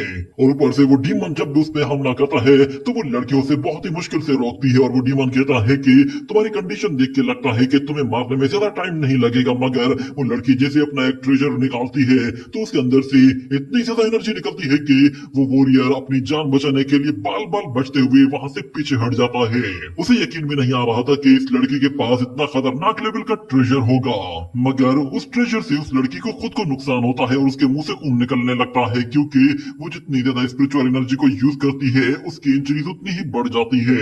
मगर दूसरी तरफ वो डीमन वॉरियर कहता है कि प्रिंसेस तुम्हारी किस्मत अच्छी है, मगर मैंने सोचा नहीं था कि तुम्हारे पास ऐसा आर्टिफैक्ट होगा, पर इसने अभी भी मुझे खत्म नहीं किया है, जिसका मतलब ये है कि अब तुम्हारे खत्म होने का टाइम है। जैसे ही वो वॉरियर अपने नाइफ से उसे मारने वाला होता है तो वो लड़की अपने आप को बचाती है और कहती है कि मैं अगर अपने ट्रू की को यूज करूंगी तो मेरी इंजरीज और भी ज्यादा तो मेरी बीमारी और भी ज्यादा बढ़ जाएगी और मैं उस की को यूज ही नहीं कर पाऊंगी। मगर अचानक उसे एक आवाज सुनाई देती है, वो आवाज असल में चेन शेंग की होती है। वो कहता है एलिमिनेटिंग ऑर्गन्स और जोंगजेन सो ड्रेन टेक्निक ये यूज करो, इसके साथ तुम्हारी स्पिरिचुअल एनर्जी फ्रीली मूव करेगी। वो लड़की जब इसी तरह की टेक्निक यूज करती है तो उसकी एनर्जी बहुत ही आसानी से फ्लो होती है और वो उस विप को बहुत ही आराम से यूज करते हुए उस वॉरियर को इंजर्ड करते हुए दूर उछाल फेंकती है। और हमें दिखाया जाता है चेन शेंग वो दूर बैठा हुआ ये लड़ाई बाहर से ही कंट्रोल कर रहा होता है। उसे पता था कि इस टेक्निक में वो डीमन क्या कुछ यूज करने वाला है। वो उस लड़की को बाहर बैठकर ही गाइड करता है कि उसे कौन सी टेक्निक यूज करनी चाहिए। चेन शेंग की बात मानते हुए वो लड़की जब अटैक कर रही होती है तो उसका हर एक अटैक निशाने पर लग रहा होता है और वो डीमन हैरान होता है कि ये नामुमकिन है, ये लड़की अपनी ब्रोकन मेरिडियंस के साथ अपनी स्पिरिचुअल एनर्जी कैसे यूज कर सकती है और इसे मेरी पोजीशन के बारे में कैसे पता चल सकता है, आखिर कौन है जो कि इसकी मदद कर रहा है, चलो सामने आ जाओ। इतना कहने के बाद वहां पर चेन शेंग सामने आ जाता है और वो लड़की जब उसे देखती है तो वो कहती है कि ये तो वही है। और वो डीमन चेन शेंग से कहता है कि मेरी मूवमेंट और मेरी सीक्रेट टेक्निक ये सिर्फ और सिर्फ मेरे डीमन लॉर्ड और मुझे मालूम है, आखिर तुम इसके बारे में कैसे जानते हो, आखिर तुम हो कौन और तुम्हें इतनी नॉलेज कैसे है। चिनशिंग उसे बताता है कि मैंने तुम्हारी इस टेक्निक को बहुत पहले ही नोट कर लिया था और मैंने इसके सारे मूव्स को भी याद कर लिया है। ये टोटल 3106 वेरिएशंस के साथ काम करती है। ये सुनते ही वो डीमन कहता है भले ही तुम्हारे अंदर एक्स्ट्रा ऑर्डिनरी टैलेंट है मगर बदकिस्मती से तुम भी इस लड़की के साथ मरने वाले हो, क्योंकि मेरे इस ब्लैक रॉब विजडम के अंदर सुप्रीम विजडम शामिल है। ये बात सुनते ही यहाँ पर चिनशिंग कहता है कि ब्लैक रॉब ये तो सबसे ज्यादा मिस्टीरियस ब्लैक रॉब है जिसे ह्यूमन ट्रेटर भी कहा जाता है। यकीन नहीं आता कि वो बंदा डीमन का स्ट्रेटेजी मेकर है। मगर यहाँ पर वो डीमन कहता है कि अगर मैं मरूंगा तो मैं तुम सब लोगों को अपने साथ लेकर मरूंगा। ये कहते ही वो फौरन से अपना ही वो नाइफ फौरन से अपनी बॉडी के अंदर घुसा देता है, जिससे वो वहां पर अपना सबसे खतरनाक अटैक करने के लिए एक जायंट मीटियोर को समन कर लेता है जो कि साइज में कई गुना बड़ा होता है। और जैसे ही वो नीचे गिरने लगता है तो वो प्रिंसेस कहती है कि अगर ये यहाँ पे गिरा तो सब कुछ बर्बाद हो जाएगा, हम सब मारे जाएंगे। ये कहने के साथ वो अपने विप के साथ उसे रोकने के लिए ऊपर जाती है और अपने विप से उसे रोकती भी है, मगर कोई फायदा नहीं होता। उल्टा वो लड़की नीचे गिरकर बेहोश हो जाती है क्योंकि वो पहले ही बीमार होती है और ऊपर से स्पिरिचुअल एनर्जी यूज करना उसके लिए और भी ज्यादा नुकसानदायक होता है। मगर जब वो जायंट मीटियोर नीचे आ रहा होता है तो यहाँ पर चिनशिंग के दिमाग में एक आइडिया आता है। वो अपनी नॉलेज का इस्तेमाल करता है और अपनी डिवाइन स्क्रिप्चर्स में से एक स्क्रिप्चर को यूज करता है जिसके जरिए वो उस स्टोन को रोकने के लिए एक वेपन को चूज कर लेता है और कहता है कि मुझे समझ में आ गया है कि इसे कैसे रोकना है। ये चाहे जितना बड़ा स्टोन क्यों ना हो मगर इसे रोकना बेहद आसान है। ये सुनकर वो डीमन वॉरियर कहता है कि तुम ट्राई करके देख लो, तुम्हारा कोई भी फायदा नहीं होने वाला। इस टेक्निक से आज तक कोई भी नहीं बच पाया है। मगर यहाँ पर चिनशिंग कहता है मुझे सिर्फ इस पे हल्का सा क्रैक करना है, बाकी काम खुद ही हो जाएगा। जिसके बाद वहां पर वो स्टोन उसके ऊपर जैसे गिरने वाला होता है तो चिनशिंग उस वेपन के साथ उस बड़े से पहाड़ को रोकने के लिए अपने स्टिक का यूज करता है तो वो उस पहाड़ के टुकड़े टुकड़े कर देता है और उसकी एनर्जी सीधा वो उस डोमेन से बाहर निकल जाती है। और बाहर एक इंपीरियल जनरल मौजूद होता है। जब वो उस एनर्जी को देखता है तो उसे उस डीमन की एनर्जी फील होती है, जिस पर वो कहता है अच्छा तो ये डीमन कैपिटल सिटी के अंदर छुपा हुआ था। ये कहने के साथ वो अपनी सोर्ड को बहुत ही तेजी से थ्रो करता है तो वो सोर्ड उड़ते हुए बहुत ही दूर आकर सीधा उस डोमेन को हिट करती है, जिसकी वजह से वो डोमेन टूट जाता है और वो सोर्ड उस डीमन की बॉडी के अंदर घुस जाती है, जिससे वो बुरी तरह से जख्मी होता है और वो अपने उसी वेपन को दोबारा से यूज करने वाला होता है। मगर हम देखते हैं यहाँ पर उस लड़की का फादर आ जाता है और उससे वो वेपन छीन लेता है और कहता है कि तुम्हें लगता है कि तुम इतनी आसानी से मर जाओगे, मैं तुम इतनी आसानी से मरने भी नहीं दूंगा। तुमने मेरी बेटी को मारने की कोशिश की है, तुम्हें मैं ऐसी तड़पा तड़पा कर मौत दूंगा कि तुम यहाँ आने पर पछताओगे।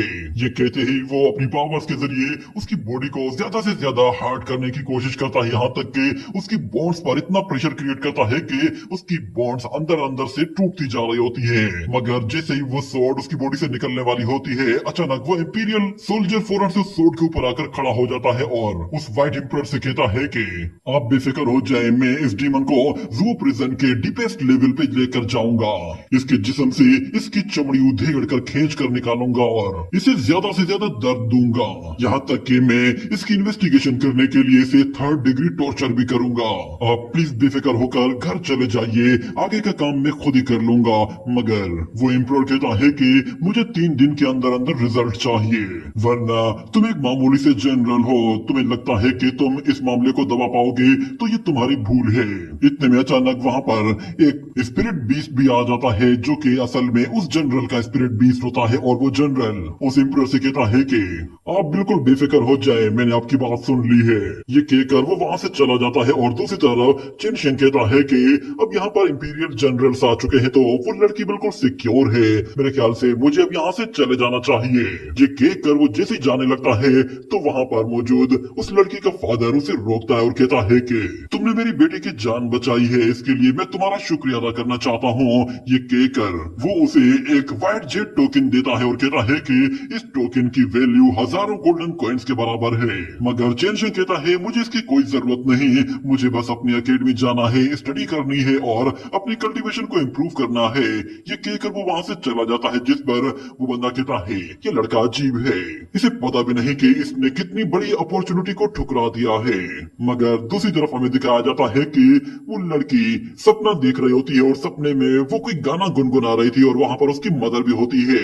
जब उसकी मदर वहाँ पर आती है और उससे कहती है क्या तुमने ये सब कुछ याद कर लिया है, तो वो कहती है कि हाँ, मैंने आपकी हर एक चीज को नोट कर लिया है और मैं भी आगे चलकर एक बहुत ही बड़ी इम्प्रेस बनूंगी।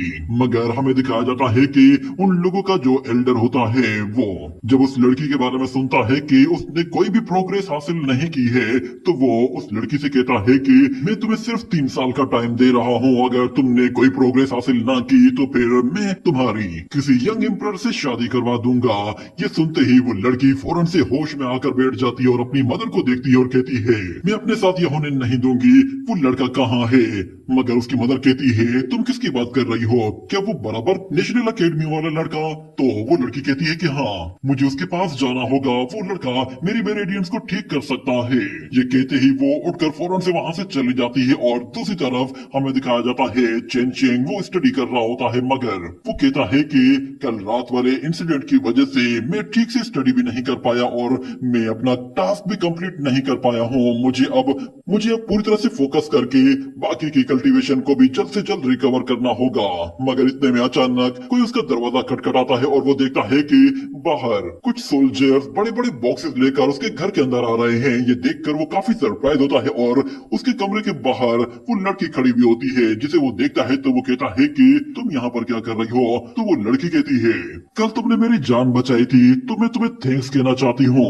जिस पर चेन शिंग कहता है ठीक है, तुम थैंक्स कहना चाहती थी, कोई बात नहीं, मगर अब तुम जा सकती हो। ये कहते ही वो जैसे दरवाजा बंद करने लगता है तो वो लड़की हाथ देकर दरवाजा खोलती है और सोल्जर से कहती है सारा सामान ले आओ। अरे के सारे सोल्जर्स बड़े बड़े बॉक्सेस लेकर उसके दरवाजे के सामने खड़े हो जाते हैं और वो लड़की उसे बताती है कि मेरी जान बचाने के लिए मैं तुम्हें ये छोटा सा गिफ्ट देना चाहती हूँ। वो उसे दिखाती है उसके पास एक से बढ़कर एक कीमती ट्रेजर होता है और ऐसी ऐसी मेडिसिन होती है जो कि बहुत ही ज्यादा रेयर होती है और वहाँ मिलना ही बहुत ज्यादा मुश्किल थी, मगर उसके बावजूद भी वो उसे और भी ज्यादा ट्रेजर देते हुए कुछ पर्ल्स दिखाती है और कहती है कि ये energy pearl south dragon clan के सी पर्ल है। तुम अगर रात के टाइम पे रीडिंग कर रहे हो तो तुम इन्हें रोशनी के लिए यूज कर सकते हो। जिसके बाद वो उसे एक बुक दिखाती है जो कि ली माउंटेन की एक सीक्रेट सोर्ड टेक्निक की बुक होती है। उसे देखकर वो काफी हैरान होता है कि ये तो ली माउंटेन की सोर्ड टेक्निक है, ये तुम्हारे पास कैसे आई, क्या ये कोई फर्स्ट कॉपी है। तो वो लड़की बताती है कि नहीं, ये ओरिजिनल वाली है। असल में ली माउंटेन के पास जो बुक है वो फर्स्ट कॉपी है और ये एक डिसाइपल की तरफ से आपको गिफ्ट है। आज से मैं आपकी स्टूडेंट बनना चाहती हूँ, प्लीज मुझे एक्सेप्ट कर लीजिए। मैं आज से सिर्फ आपको ही फॉलो करूंगी। ये सुनकर वो लड़का हैरान हो जाता है कि मुझे यहाँ पे आए हुए सिर्फ 4 दिन भी नहीं हुए और ये लड़की मेरी डिसाइपल बनना चाहती है। मगर वो लड़की उसे बताती है मेरे मेरेडियंस में कुछ प्रॉब्लम है, हमारी एकेडमी के प्रोफेसर्स और डॉक्टर्स वो कुछ भी नहीं कर पा रहे, मगर तुमने सिर्फ मुझे देखते ही मेरी प्रॉब्लम्स को सॉल्व कर लिया था। मगर चेन शेंग कहता है वो बस एक्सीडेंट था, मैंने जानबूझकर कुछ भी नहीं किया।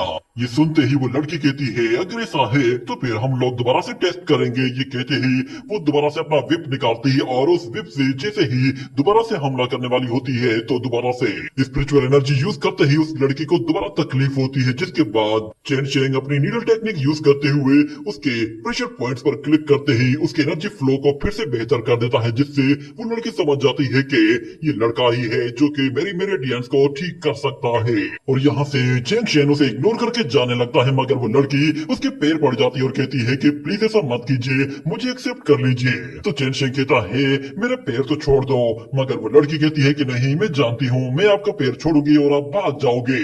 मगर यहाँ पर चेंग शेन वो बाहर सूरज की तरफ देखता है और कहता है कि टाइम बहुत तेजी से गुजरता जा रहा है, 3rd ड्रैगन क्वार्टर गुजर चुका है। जिस पर वो लड़की कहती है क्या मतलब है। तो चेंग शेन उससे कहता है कि तुम्हें ब्रेकफास्ट करना चाहिए, तुम्हें 3rd ड्रैगन क्वार्टर आवर में ही हर रोज इसी तरह ही ब्रेकफास्ट करना है। ये सुनते ही वो लड़की उस बात को नोट करने लगती है तो चेन चेंग यहाँ से भाग जाता है और वो लड़की फिर से उसके पीछे पड़ जाती है। अगले दिन जब चेन चेंग एक रेस्टोरेंट के बाहर बैठकर खाना खा रहा होता है तो वो लड़की भी वहां पर उसके सामने बैठी भी होती है और वो अपना खाना तक उस लड़के को दे देती है। मगर हम देखते हैं कि चेन चेंग वो सिर्फ स्टडी करना चाहता था और उस लड़के की वजह से वो डिस्टर्ब हो रहा था और जब वो बाहर काम करने के लिए जाता है तो वो लड़की भी वहां पर उसके साथ खुदाई करना शुरू कर देती है और उसके साथ पूरी तरह से हाथ बटाती है। मगर चेन शेंग को ये बात बिल्कुल भी पसंद नहीं आ रही थी। जब वो कल्टीवेशन करने के लिए जब वो बाहर आकर बैठता है तो वो लड़की भी उसके साथ साथ आ जाती है और जब चेन शेंग कल्टीवेशन स्टार्ट करता है तो वो लड़की भी उसके साथ साथ कल्टीवेशन स्टार्ट करती है। मगर बैठे बैठे ही उसे नींद आ जाती है और दूसरी तरफ चेन शेंग वो अपनी बॉडी को एग्जामिन कर रहा होता है और कहता है कि मैंने अपने डेस्टिनी स्टार लाइट को अपनी बॉडी में अट्रैक्ट किया था और वो मेरी बॉडी में आ भी गई थी, मगर मुझे कुछ फील क्यों नहीं हो रहा। मुझे ऐसा फील हो रहा है जैसे कि वो सारी की सारी एनर्जी बस एक कतरे के बराबर है। क्या मेरी बॉडी एनर्जी से पूरी तरह से खाली है? मगर वो देखता है कि वो लड़की तो उसके हाथों के ऊपर ही सो गई है, जिसके बाद वो उस लड़की को उठाने की कोशिश करता है तो वो उसके हाथ पर जोर से काटती है। ये देखते ही चेन शेंग फौरन से उस लड़की को उठाकर अपने आप को पीछे हटाता है तो वो लड़की कहती है, मास्टर आपकी बॉडी से इतनी खुशबू आती है कि मुझे लगा कि शायद आपकी बॉडी कोई फ्रूट जैसी है और मैं यही सपने में देख रही थी कि शायद मैं कोई इमोर्टल फ्रूट खाने लगी हूँ। ये सुनते ही चेन शेंग उसे छोड़कर वहाँ से जाते हुए कहता है कि मेरे पीछे मत आओ, मैं तुम्हें नहीं सिखा सकता। मगर वो लड़की उसकी बात नहीं मानती। चेन शेंग उससे कहता है कि हम दोनों एक जैसे नहीं है, ना ही हमारी फैमिली बैकग्राउंड एक जैसे है, इसीलिए आइंदा यहाँ कभी भी मत आना। ये कहकर वो दरवाजे बंद कर देता है। मगर हमें दिखाया जाता है जब सुबह होती है तो चेन शेंग को थोड़ा सा पछतावा होने लगता है। वो बाहर देखता है वो लड़की बाहर नहीं है। जब वो रेस्टोरेंट जाता है तो वो लड़की वहां पे भी नहीं होती। उसे अब थोड़ी सी उसकी कमी महसूस होने लगी थी। जब वो फसलों में काम करता है तो वो लड़की वहां पे भी नहीं दिखाई देती, इसलिए अब वो थोड़ा सा अकेलापन महसूस करने लगा था। यहाँ तक कि जब वो कल्टीवेशन करता है तब भी वो लड़की उसके साथ नहीं होती। ये देखकर वो कहता है कि लगता है शायद मैंने उस लड़की के साथ कुछ ज्यादा ही सख्ती से बात की है। जब वो अपने बाथटब में नहा रहा होता है तो अचानक उसे एक जोरदार धमाके की आवाज आती है। जब वो नीचे झांक कर देखता है तो उसे दिखाई देता है वो लड़की एक बड़ा सा वेपन लेकर उसके घर की दीवार को तोड़ देती है और कहती है, मास्टर अब हम दोनों एक जैसे हैं, इसलिए अब आप मुझे इग्नोर नहीं कर सकते। मैं ऊपर आपसे मिलने के लिए आ रही हूँ। ये देखकर वो लड़का तो घबरा सा जाता है कि वो यहाँ पर इस कंडीशन में है कि वो लड़की के सामने आ ही नहीं सकता।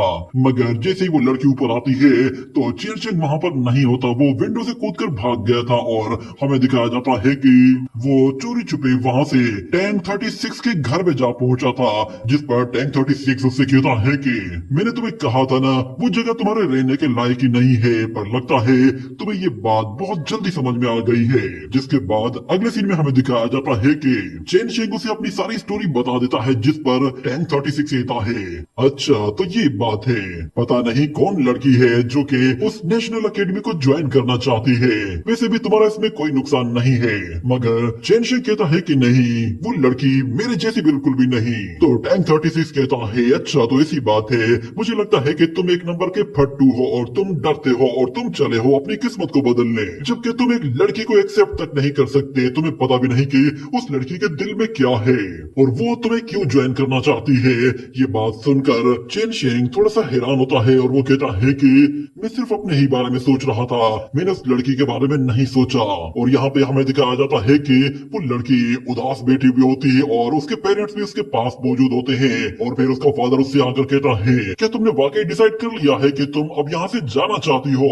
तो वो लड़की कहती है कि हाँ, अब मेरे पास यहाँ पर कुछ भी नहीं है, ना ही यहाँ पर मेरा इलाज हो सकता है। ऊपर से मैंने अपने मास्टर को बहुत गुस्सा दिला दिया है, अब अगर मैं वहाँ पर दोबारा जाऊंगी तो वो दोबारा गुस्सा हो जाएंगे। तो उसका फादर कहता है, तुम्हारी बीमारी का सिर्फ एक ही हल है और वो उस लड़के के पास है, अगर तुम कहो तो मैं उसे जबरदस्ती फोर्स करूंगा और वो तुम्हारा इलाज जरूर करेगा। मगर वो लड़की कहती है, नहीं, हम व्हाइट एम्परर के लोग इस तरह के नहीं है कि हम किसी को फोर्स करें। मगर यहाँ पे हमें दिखाया जाता है कि चेन शेंग वो उस लड़की की तरफ आ रहा होता है और उसे अपना डिसाइपल बनाने के लिए तैयार हो गया था और वो सिर्फ एक ही बात कह रहा होता है कि मैं ऐसा कैसे कर सकता हूँ, मैं अपने बारे में ही सिर्फ सोच रहा था। मगर जब वो अपने घर वापस आता है और उस टूटी हुई दीवार से झांक कर देखता है तो वो लड़की वहां पर नहीं होती, वो वहां से जा चुकी थी। जिस पर चेनशिंग को बहुत ज्यादा अफसोस होता है, मगर अचानक उसे पीछे से आवाज सुनाई देती है। तो वो पलट कर देखता है, वो लड़की उसके लिए कुछ बुक्स लेकर आई थी। ये देखकर चेनशिंग कहता है, क्या तुम गई नहीं, तुम तो जाने वाली थी। तो फिर वो लड़की कहती है, मैं जरूर जाऊंगी, मगर उससे पहले मैंने सोचा कि मैं आपको कुछ गिफ्ट दे दूं, क्योंकि आपने मेरी जान बचाई थी, इसीलिए ये छोटा सा गिफ्ट मेरी तरफ से है, मैं इन्हें आपके गेट पर रख देती हूँ। इतने में हमें दिखाया जाता है वहाँ पर एल्डर साओ आ जाता है और वो वहाँ पर पवेलियन मास्टर के साथ आता है। वो पवेलियन मास्टर उसे समझा रहा होता है कि इस लड़के को आए हुए सिर्फ कुछ दिन हुए हैं और आप चाहते हैं ये अभी से ही अपनी रजिस्ट्रेशन करवाए। मगर उसे वहाँ पर देखकर चेनशिंग उससे कहता है कि आखिर क्या प्रॉब्लम है, आप लोग यहाँ पर क्यों आए हैं। तो फिर पवेलियन मास्टर उससे कहता है, शायद तुम नहीं जानते, मगर कोर्ट एग्जामिनेशन बहुत करीब आने वाला है और हर अकेडमी को उसके लिए क्वालिफाइड करना जरूरी है। मगर एल्डर साओ कहता है, तुम इसके लिए बिल्कुल भी क्वालिफाइड नहीं हो। जिस पर चेनशिंग कहता है, आखिर ऐसा क्यों। तो एल्डर साओ उसे बताता है कि हमारी जुओ रूल्स के हिसाब से तुम्हारी अकेडमी में स्टूडेंट्स का होना लाजमी है। फिलहाल तो तुम्हारे पास कोई भी नहीं है, सिर्फ तुम अकेले और बेकार से बंदे ही यहाँ पर रह रहे हो। मुझे बताओ कि आखिर क्या तुम्हारे अंदर इतनी क्वालिफिकेशन है कि तुम अपने साथ कुछ स्टूडेंट्स लाकर अकेडमी एग्जाम को अटेंड कर सको। और वैसे भी जितनी भी अकेडमीज हैं वो कभी भी ये नहीं चाहेंगी कि तुम्हारी ये अकेडमी, जो कि पहले ही बहुत ज्यादा बदनाम है, वो कभी भी इस एग्जाम में शामिल हो। यहाँ पे हमें कुछ पुराने विजुअल्स दिखाई देते हैं जब इस अकेडमी पर हमला हुआ था और इसे पूरी तरह से तबाह कर दिया गया था। इतने में वहाँ पे खड़ी हुई वो प्रिंसेस कहती है कि मैं स्टूडेंट बनने के लिए तैयार हूँ। ये बात चेनशिंग को हैरान कर देती है। इस मुश्किल घड़ी में वो लड़की उसका साथ देने को मान गई थी और चेनशिंग को यहाँ पर अब थोड़ा सा अफसोस होने लगा था कि वो लड़की इतने टाइम से उसकी डिसाइपल बनने के लिए उसकी मेहनतें कर रही थी और उसे बार बार रिक्वेस्ट कर रही थी, मगर चेनशिंग ने हमेशा उस लड़की को धुतकारा और उसकी इंसल्ट करके उसे निकालने की कोशिश की। मगर वो लड़की आज उसकी इज्जत बचा रही है और वो पवेलियन मास्टर फिर चेनशिंग से कहता है कि तुम चुप क्यों खड़े हुए हो, उसे फौरन से एक्सेप्ट कर लो, इसमें तुम्हारा क्या नुकसान है। जिस पर वो लड़की भी कहती है, मास्टर एक्सेप्ट कर लीजिए ना, इसमें आपका ही फायदा है, मैं आपको इस तरह एक लूजर की तरह खड़े होते नहीं देख सकती। तो चेनशिंग कहता है कि मेरे पास तुम्हें सिखाने के लिए ज्यादा कुछ भी नहीं है, हो सकता है आगे चलकर तुम्हें मेरी वजह से बहुत ज्यादा बेइज्जती का सामना करना पड़ सकता है, या फिर हो सकता है तुम्हें लोग मेरी वजह से बुरा भला कहें। जिस पर वो लड़की कहती है, आप इसकी टेंशन ना करें, किसी में इतनी हिम्मत नहीं कि कोई मुझे बुरा भला कह सके। यहाँ पर वो क्लियरली एल्डर साओ की तरफ इशारा कर रही थी और चेनशिंग उसे अपना डिसाइपल तो एक्सेप्ट कर लेता है, मगर एल्डर साओ कहता है, क्या तुम इसे इस तरह एक्सेप्ट करोगे। तो चेनशिंग फौरन से एक बुक निकालता है, जिसे देखकर एल्डर साओ के भी बोलती बंद हो जाती है, क्योंकि डिसाइपल को एक्सेप्ट करने के लिए कुछ फॉर्मेलिटीज को पूरा करना जरूरी होता है और टीचर अपने डिसाइपल को गाइडेंस के लिए कोई बुक या फिर कोई मैनुअल देता है और डिसाइपल अपने मास्टर के लिए कोई चीज लाता है और उसे तोहफे में कुछ देता है, जिसके बदले में मास्टर उस डिसाइपल को एक्सेप्ट कर लेता है। ये देखते ही वो लड़की फौरन से अपने घर को भागती है, जो कि सिर्फ एक दीवार की दूरी पर होता है, और वो अपने घर जाकर वहाँ से खाने पीने की कुछ चीजें लाती है और साथ में अपने मास्टर को कोई गिफ्ट भी ला कर देती है। उसके बदले वो उसकी डिसाइपल बनना चाहती थी, जिसके बाद वो अपना हाथ मुंह धोती है। अपने आप को साफ सुथरा करने के बाद वो उसी सामान को उठाकर चेनशिंग के सामने आकर खड़ी हो जाती है और कहती है कि मास्टर प्लीज मुझे अपना डिसाइपल एक्सेप्ट कर लीजिए। तो चेनशिंग उससे वो सामान लेता है और उसे अपना डिसाइपल एक्सेप्ट कर लेता है और साथ में वो लोग शिन्यांग मास्टर को ग्रीट करते हुए उसे ट्रिब्यूट पेश करते हैं और साथ में वो लड़की अपने नए मास्टर के आगे झुक जाती है और पहली बार उसके सामने झुककर उसे अपना मास्टर एक्सेप्ट करती है। फिर वो दूसरी बार झुकती है और इसी तरह फिर वो 3 मरतबा उसके आगे झुककर उसे अपना मास्टर एक्सेप्ट करती है, जिसके बाद ये फॉर्मेलिटी कंप्लीट हो जाती है और चेनशिंग उसे फौरन से उठा लेता है और उससे कहता है कि तुम्हें अब इतना पोलाइट होने की जरूरत नहीं। मगर दूसरी तरफ एल्डर साओ कहता है कि चाहे तुम लोग कुछ भी कर लो, मगर तुम लोग कभी भी कोर्ट एग्जाम में शामिल नहीं हो पाओगे। ये कहते ही वो वहाँ से चला जाता है और जाते हुए हमें दिखाया जाता है कि वहाँ पर एक लड़की होती है जो कि उन लोगों पर नजर रख रही थी और वो एक बुक पे हर एक बात को नोट कर रही होती है। जिसके बाद अगले सीन में एक ईगल को दिखाया जाता है। वो ईगल फौरन उन लोगों को देखने के बाद सारी इंफॉर्मेशन एक और यंग वॉरियर के पास ले जाकर ट्रांसफर कर देती है और हमें दिखाया जाता है कि एल्डर साओ वो भी सारी इंफॉर्मेशन उस यंग मास्टर को आकर बता देता है और उससे कहता है कि यंग मास्टर जैसा आपने कहा था वो लड़का बिल्कुल वैसा ही है। हम लोगों ने बस उसे थोड़ा सा ही उकसाया है और वो ग्रीन फीस्ट के लिए मान गया है। जिसके बाद वो यंग मास्टर कहता है ये तो बहुत अच्छी बात है, इस तरह हम लोग उसे ओपनली कहीं भी मार सकते हैं। ये कहते ही वो उस हॉकी स्टिक से जैसे उस बॉल को मारता है तो वो बॉल एक वॉरियर से जाकर टकराती है जिससे उसकी टांग वहीं टूट जाती है, मगर उसके बावजूद भी वो अपनी जान बचाकर वहां से भाग रहा होता है। ये देखते ही वो यंग मास्टर अपनी वही स्टिक लेकर उसकी तरफ आगे बढ़ते हुए वो स्टिक उसके सर पे दे मारता है जिससे वो उसके सिर को बॉल की तरह उड़ाकर फेंक देता है और फिर वो चेन शेंग के बारे में कहता है उम्मीद है कि तुम्हारी गर्दन इससे ज्यादा मजबूत होगी। ये कहने के साथ ही ये एपिसोड यहीं पे ही एंड हो जाता है। तो लास्ट एपिसोड में हम लोगों ने देखा था कि चेंग शेन ने उस लड़की की मदद की थी और उसकी पावर्स को अनलॉक करने के लिए उसकी वेन्स को भी ठीक कर दिया था। जिसके बाद वो लड़की चेंग शेन को थैंक्स कहने के लिए उसके घर आती है और उसे बहुत सारे गिफ्ट भी देती है, मगर उसके साथ साथ चेंग शेन वो उस लड़की को एक्सेप्ट करने के लिए बिल्कुल भी तैयार नहीं था क्योंकि वो लड़की चेंग शेन को अपना मास्टर बनाना चाहती थी, जिस पर चेंग शेन बिल्कुल भी नहीं मानता। वो लड़की हर जगह उसका पीछा करती है, हर जगह उसके साथ काम करना शुरू कर देती है, यहाँ तक कि जब वो कल्टीवेशन करता है तो वो उस टाइम भी उसके पास ही मौजूद होती है और उसका पीछा नहीं छोड़ती। ये देखकर चेंग शेन इतना तंग हो जाता है कि वो 1036 के घर चला जाता है, मगर फिर वो लड़का चेंग शेन को समझाता है कि वो लड़की सब कुछ छोड़कर तुम्हारे पास आई है और तुम सिर्फ अपने बारे में सोच रहे हो। यहाँ पर चेंग शेन को रियलाइज होता है कि वो इतने लंबे टाइम से इतनी बड़ी गलती कर रहा था।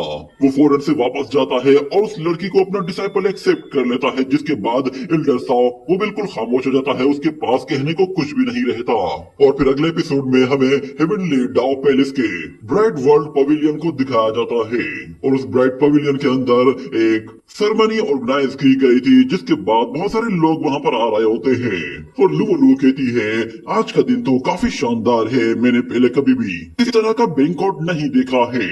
यहाँ पर हर तरह के लोग आए हुए हैं, हर ट्राइब के और हर तरह के कल्टीवेशन के लोग भी यहाँ पर शामिल होने वाले हैं और यहाँ पर तो रेड रिवर से भी लोग आए हुए हैं। तो फिर चेंग शेन कहता है कि क्या जुओ डायनेस्टी की कोई गैदरिंग सबसे ज्यादा वैल्यूबल होती है, तो फिर लुवरो से बताती है कि जुओ डायनेस्टी की गैदरिंग वो सबसे ज्यादा वैल्यूबल होती है, मगर सामने खड़े हुए लोग वो उन्हें रोकते और कहते हैं कि तुम कौन लोग हो, सिर्फ और सिर्फ जुओ डायनेस्टी और उसके अलायंस को ही अंदर आने की इजाजत है। तो फिर चेंग शेन कहता है हम लोग नेशनल अकेडमी से आए हैं।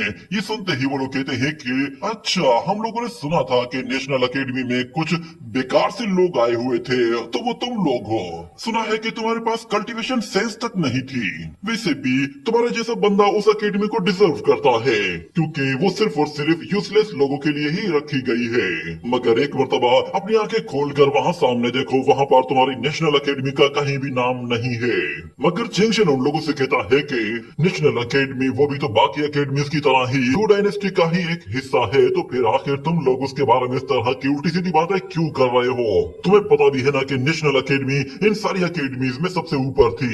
ये बात उस बंदे को गुस्सा दिला देती है और वो चेंग शेन को कहता है तुम्हारी हिम्मत कैसे हुई अपनी अकेडमी को बाकी अकेडमी से ऊपर बताने की। ये कहते ही वो जैसे ही पांच मारने के लिए आगे बढ़ता है तो चेंग शेन फौरन से 2 नीडल्स निकालता है और उसकी बॉडी पर लगा देता है, जिसके बाद वो लड़का गिरते गिरते बार बार बचा था क्योंकि किसी और बंदे ने उसे सहारा देकर बचा लिया था, मगर उसकी बॉडी अभी भी मूव नहीं कर रही थी। हमें दिखाया जाता है कि वहां पर एक और सीनियर आता है और वो फौरन से उस लड़के की बॉडी के अंदर से वो नीडल्स निकाल देता है और हमें पता चलता है कि इस बंदे का नाम हुआन यू है। वो चेंग शेन से कहता है कि ये कोई लड़ाई करने की जगह नहीं है, तुमने इस पर बिलावजह हमला क्यों किया है? मगर चेंग शेन कहता है कि मैंने इस बंदे को अच्छी तरह से देखा है, इसका फेस ठीक तरह से काम नहीं कर रहा था, यहाँ तक कि इसके माउथ के पास की जगह थोड़ी सी सुन पड़ी हुई थी और ये लिवर फायर सिम्टम्स हैं। मैंने एक्यूपंक्चर पॉइंट्स के जरिए इसकी इस छोटी बीमारी को ठीक करने की कोशिश की है। ये कहने के बाद वो उस लड़के से कहता है बताओ तुम्हें अब कैसा फील हो रहा है? तो वो लड़का जब बात करता है और कहता है कि हाँ अब कुछ बेहतर फील हो रहा है, मगर ये कैसे हो गया? ये देखकर वहाँ पर बैठा हुआ एक और लड़का उसकी तरफ अट्रैक्ट होता है और वो चेंगशन से काफी इंप्रेस हो जाता है। मगर यहाँ पर जुआंग हुआन यू वो अभी भी चेंगशन को हल्के में ले रहा होता है, मगर जब उसकी नजर लुओ लुओ पर पड़ती है तो वो कहता है कि आखिर तुम इसके साथ क्या कर रही हो? तुमने मुझे पहचाना? मैं जुआंग हुआन यू हूँ। जब हम लोग डीन का लेक्चर अटेंड कर रहे थे उस वक्त मैं तुम्हारे बिल्कुल पास में ही बैठा था। अगर तुम इस सेरेमनी को ज्वाइन करना चाहती हो तो तुम मेरे साथ आ जाओ और मेरी अकेडमी को ज्वाइन कर लो। मैं अपनी हेवनली वे अकेडमी का सबसे टॉप डिसाइपल हूँ। मगर यहाँ पर लुओ लुओ वो उससे साफ साफ मना करती है और चेंगशन के पीछे छुप कर कहती है कि मैं नेशनल अकेडमी की स्टूडेंट हूँ और मैं अपने मास्टर के साथ हूँ। ये सुनकर वो लड़का कहता है कि मास्टर, और ये लड़का जरूर इसने तुम्हें उकसाया होगा या फिर तुम्हें ब्लैकमेल किया होगा। तुम मेरी मानो तो तुम एक बार मेरी बात मान लो और मैं तुम्हें इससे हमेशा के लिए आजाद करवा दूंगा। मगर चेंगशन सामने आकर कहता है कि तुमने सुना नहीं उसने क्या कहा? वो तुम्हारे हेवनली वे अकेडमी को ज्वाइन नहीं करना चाहती। ये देखकर उस वॉरियर को काफी गुस्सा आता है, मगर वो चेंगशन से कहता है कि ये ग्रीन फीस्ट सेरेमनी हमें सिर्फ और सिर्फ नॉलेज शेयर करने के लिए ही ऑर्गेनाइज की गई है।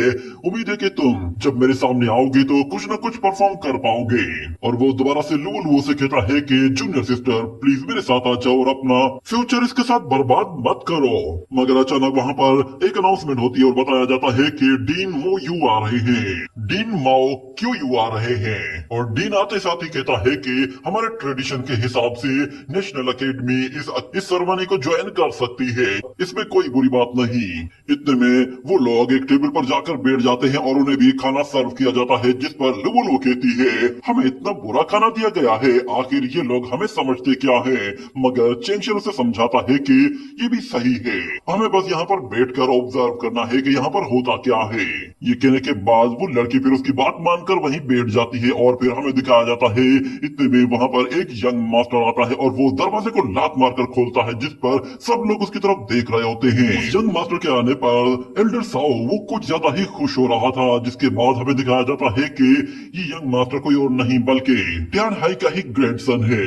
और एल्डर साओ युन ने पहले ही जाकर उसे बता दिया था कि इस लड़के ने नेशनल अकेडमी को दोबारा से ओपन किया है, जिसकी वजह से वो यंग मास्टर चेंगशन का दुश्मन बन गया था और वो उसे हर हाल में मारना चाहता था। और हमें दिखाया जाता है वो जैसे अंदर आता है तो वो आते ही सबसे पहले चेंगशन के बारे में कहता है कि पता नहीं कहां कहां से कुछ बेकार लोग आ जाते हैं और ना उनके पास कोई कल्टीवेशन होती है ना ही कोई कल्टीवेशन की नॉलेज होती है, और वो लोग बस आते हैं और आकर नेशनल अकेडमी को दोबारा से ओपन कर देते हैं।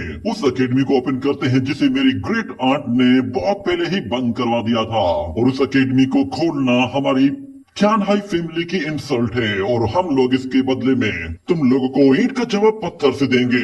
जिसके बाद वो चेंगशन की तरफ देखता है और कहता है कि तो तुम हो चेंगशन, चलो खड़े होकर यहाँ आओ, क्योंकि आज मैं तुम्हें मार मार कर तुम्हारी हड्डी पसली तोड़ दूंगा। और अगर तुम आज मेरे सामने गिड़गिड़ा कर माफी मांगते हो और मेरे पैर पकड़ते हो तो शायद मैं तुम्हारी जान बख्श दूंगा। मगर लुओल वो खड़ी हो जाती है और वो कहती है कि ये बैंकोड कोई लड़ाई का मैदान नहीं है, यहाँ पर सिर्फ और सिर्फ नॉलेज शेयर करने के लिए ही इन 6 अकेडमीज को इनवाइट किया गया है। इसके साथ तुम्हारी टियान हाई फैमिली का कोई लेना देना नहीं है। मगर वो यंग मास्टर कहता है कि तुम्हारी इस बैंकोट की ऐसी की तैसी, मैं इसकी कोई वैल्यू नहीं करता, मेरी नजर में इसकी कोई वैल्यू नहीं। मगर वहाँ पे खड़े हुए लोग वो उस लड़के की तरफ देख रहे होते हैं और कहते हैं कि ये छोटी लड़की आखिर है कौन और ये टियान हाई फैमिली के सामने ऐसे कैसे खड़ी है।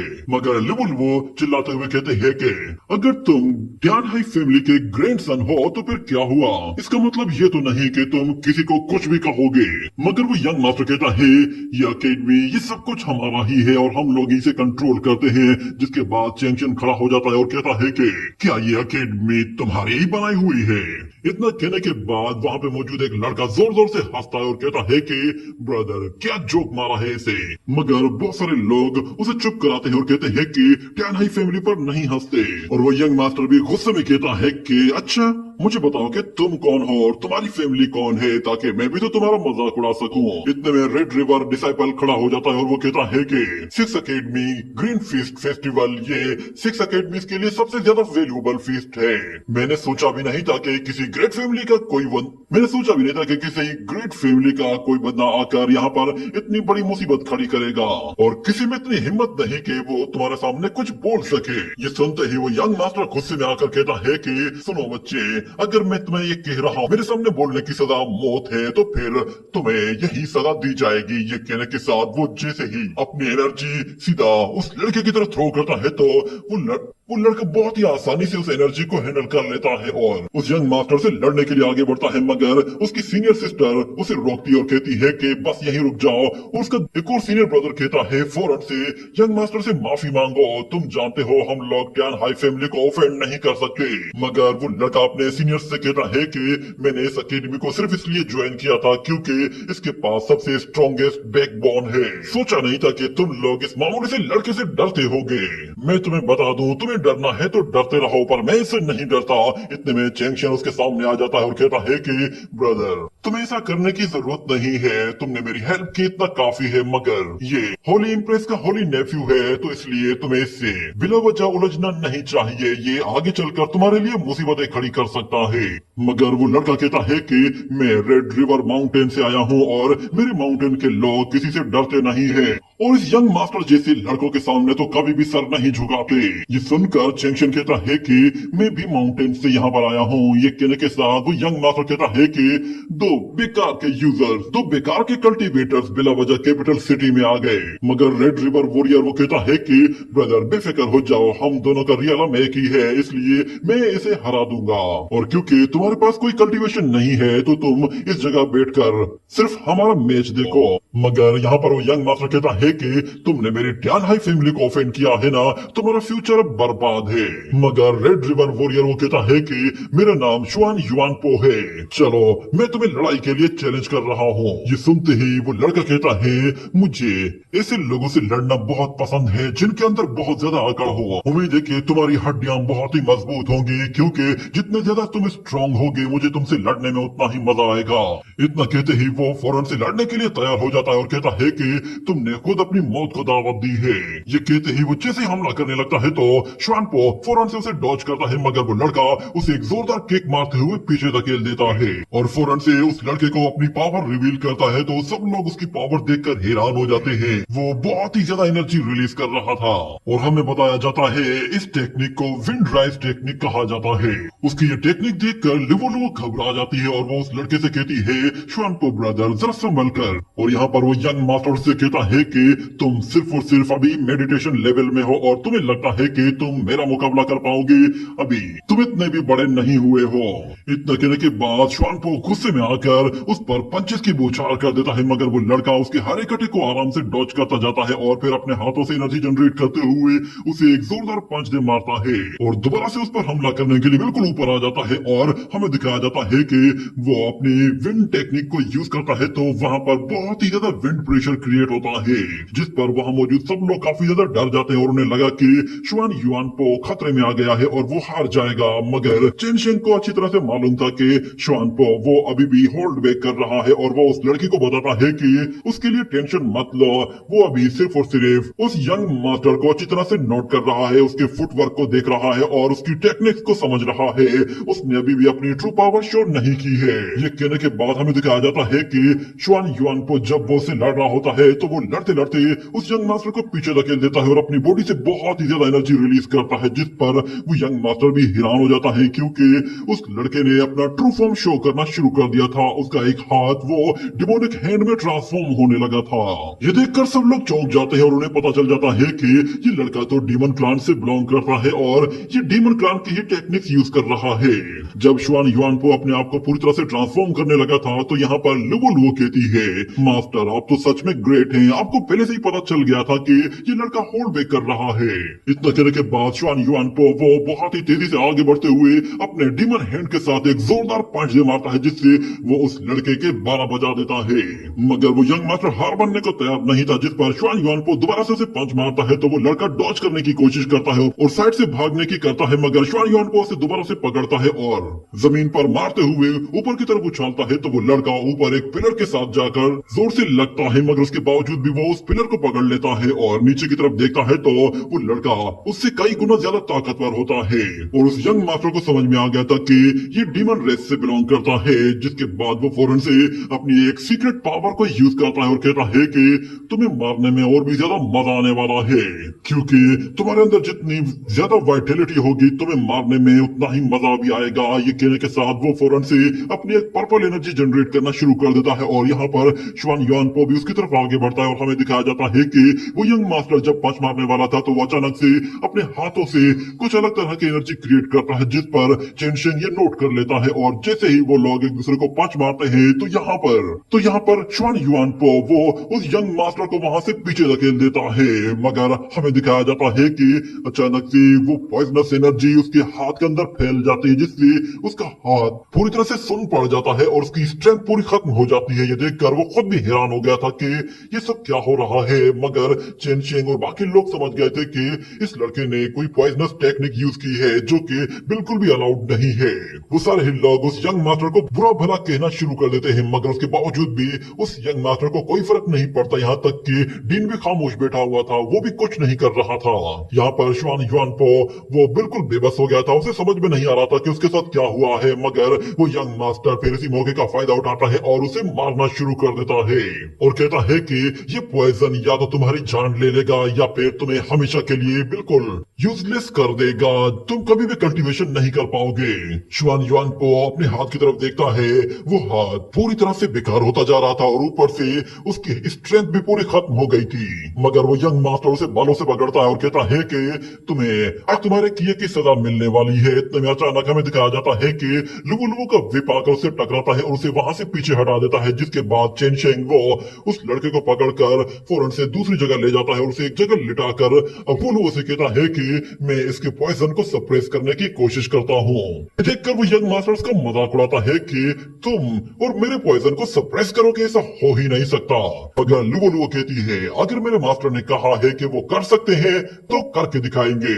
मगर यहाँ पर वो यंग मास्टर तो लुवो लुवो पर ही दिल फेंकने लगता है और कहता है कि तुम दिखने में काफी खूबसूरत हो, क्यों ना तुम मेरे साथ आ जाओ, मैं तुम्हें काफी इंजॉयमेंट कराऊंगा। उसके बाद फिर मैं इन दोनों लड़कों को हमेशा के लिए खत्म करूंगा और फिर से तुम्हारे पास आऊंगा और हम लोग फिर से रातें रंगीन करेंगे। मगर यहाँ पर चेंग शेन वो उस लड़के को गाइड करता है और कहता है कि जोंगशेन सोड इन रेन थर्ड सोड फॉर्म को यूज करो, अपनी यंग मेरिडियंस को यूज करके की गैदरिंग को स्टार्ट करो, तुम इस तरह अपनी फुल ट्रू की को यूज कर सकती हो। ये सुनते ही वो लड़की फौरन से उसकी बातों को समझकर बिल्कुल वैसा ही मेथड यूज करती है तो उसकी पावर पूरी तरह से अनलॉक हो जाती है। ये देखकर वो यंग मास्टर भी बिल्कुल हक्का बक्का रह गया था, मगर वो लड़की फिर अपने विप का इस्तेमाल करती है और यहाँ पर उस यंग मास्टर को बहुत ही जोर से हिट करती है, जिससे वो यंग मास्टर दूर जा गिरता है। मगर लुवो लुवो उसे छोड़ती नहीं है।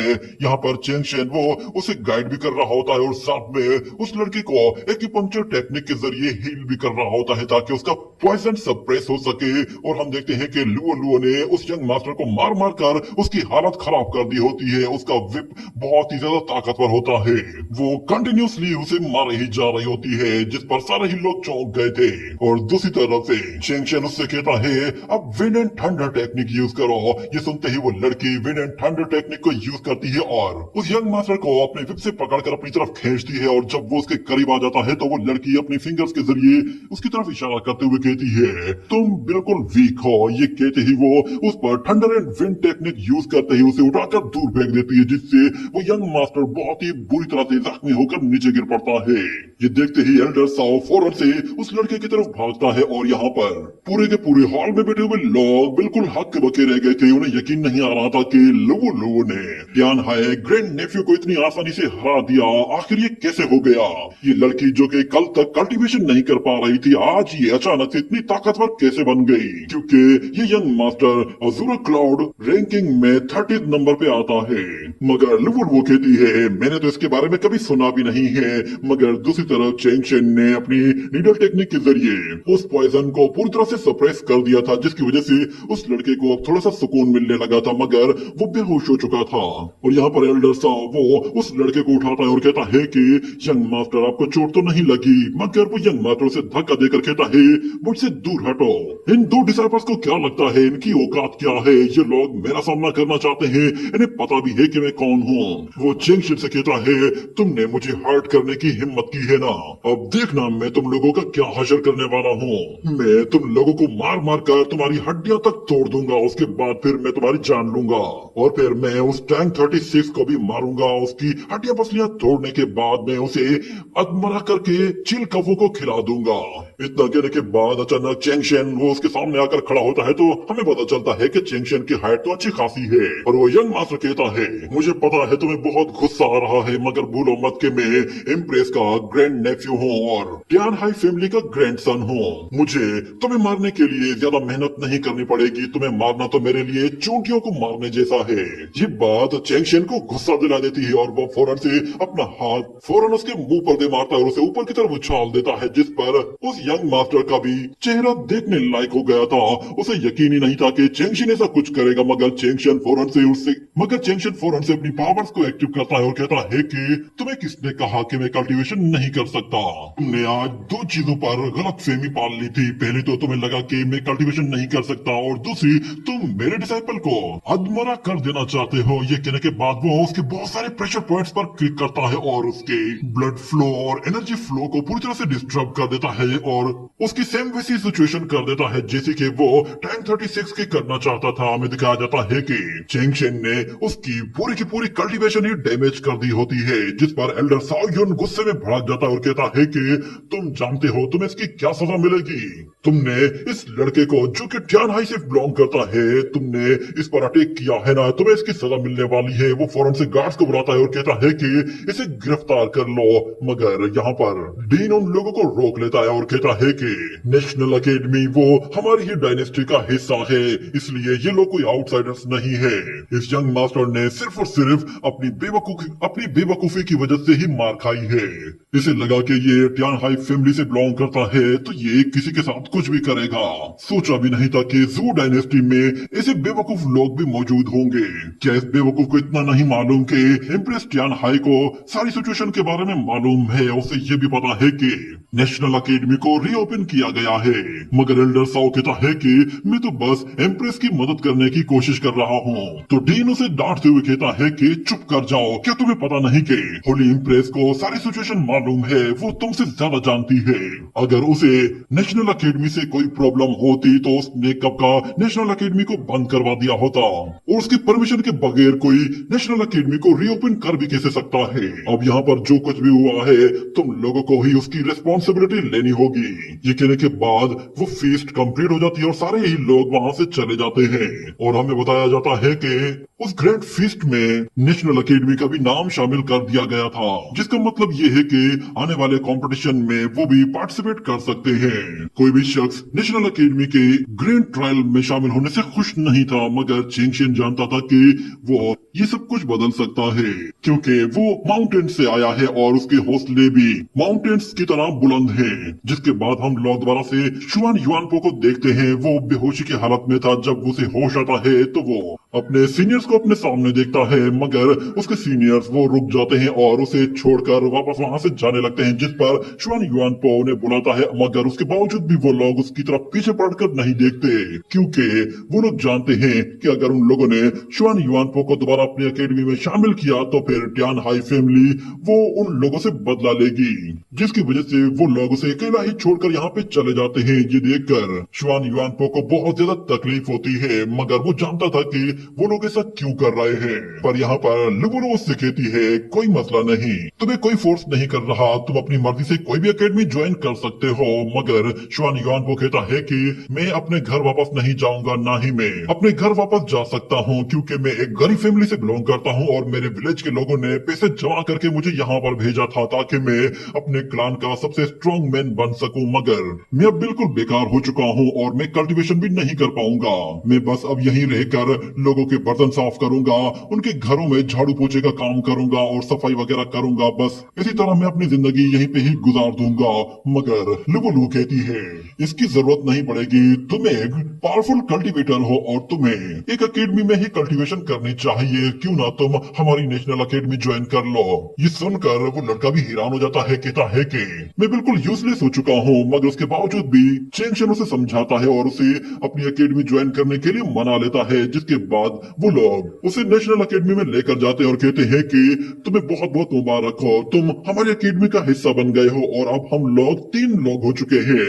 जिसके बाद शुआन युआन को कहता है मुझे बताओ कि हम लोग नेशनल अकेडमी के कौन से रूल्स को फॉलो करेंगे। तो फिर वो लड़की कहती है यहाँ पर कोई रूल्स नहीं है, सब कुछ मास्टर डिसाइड करते हैं, जो वो कहते हैं वही रूल्स है।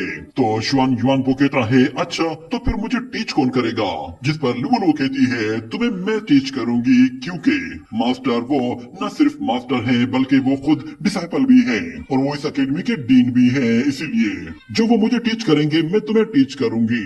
इतने में टाइम 36 वहां पर आता है और वो आते हुए कहता है कि ब्रदर चेंगशेन तुमने तो कमाल कर दिया, मैंने सुना है कि तुमने उस चानहाई नेफ्यू की हड्डी पसली तोड़कर रख दी है, आज तो मैं तुम्हें ट्रीट देने के लिए आया हूँ। ये कहने के बाद वो उन लोगों के साथ जाकर बैठ जाता है और वो लोग एक दूसरे को ग्रीट करते हैं। जिसके बाद टाइम 36 उन लोगों के साथ बैठकर खाना खाता है और उन लोगों से कहता है कि आज मेरी जिंदगी का बहुत अच्छा दिन है, मैं उस लड़के को अपने हाथों से पीटना चाहता था मगर मेरा ये काम तुम लोगों ने कर दिया है। जिसके बाद वो चेंगशन से कहता है तुम्हारे लिए एक बुरी खबर है, सुनने में आया है कि तुम्हारी उस मंगेतर की किसी और फैमिली के यंग मास्टर के साथ शादी डिसाइड होने वाली है।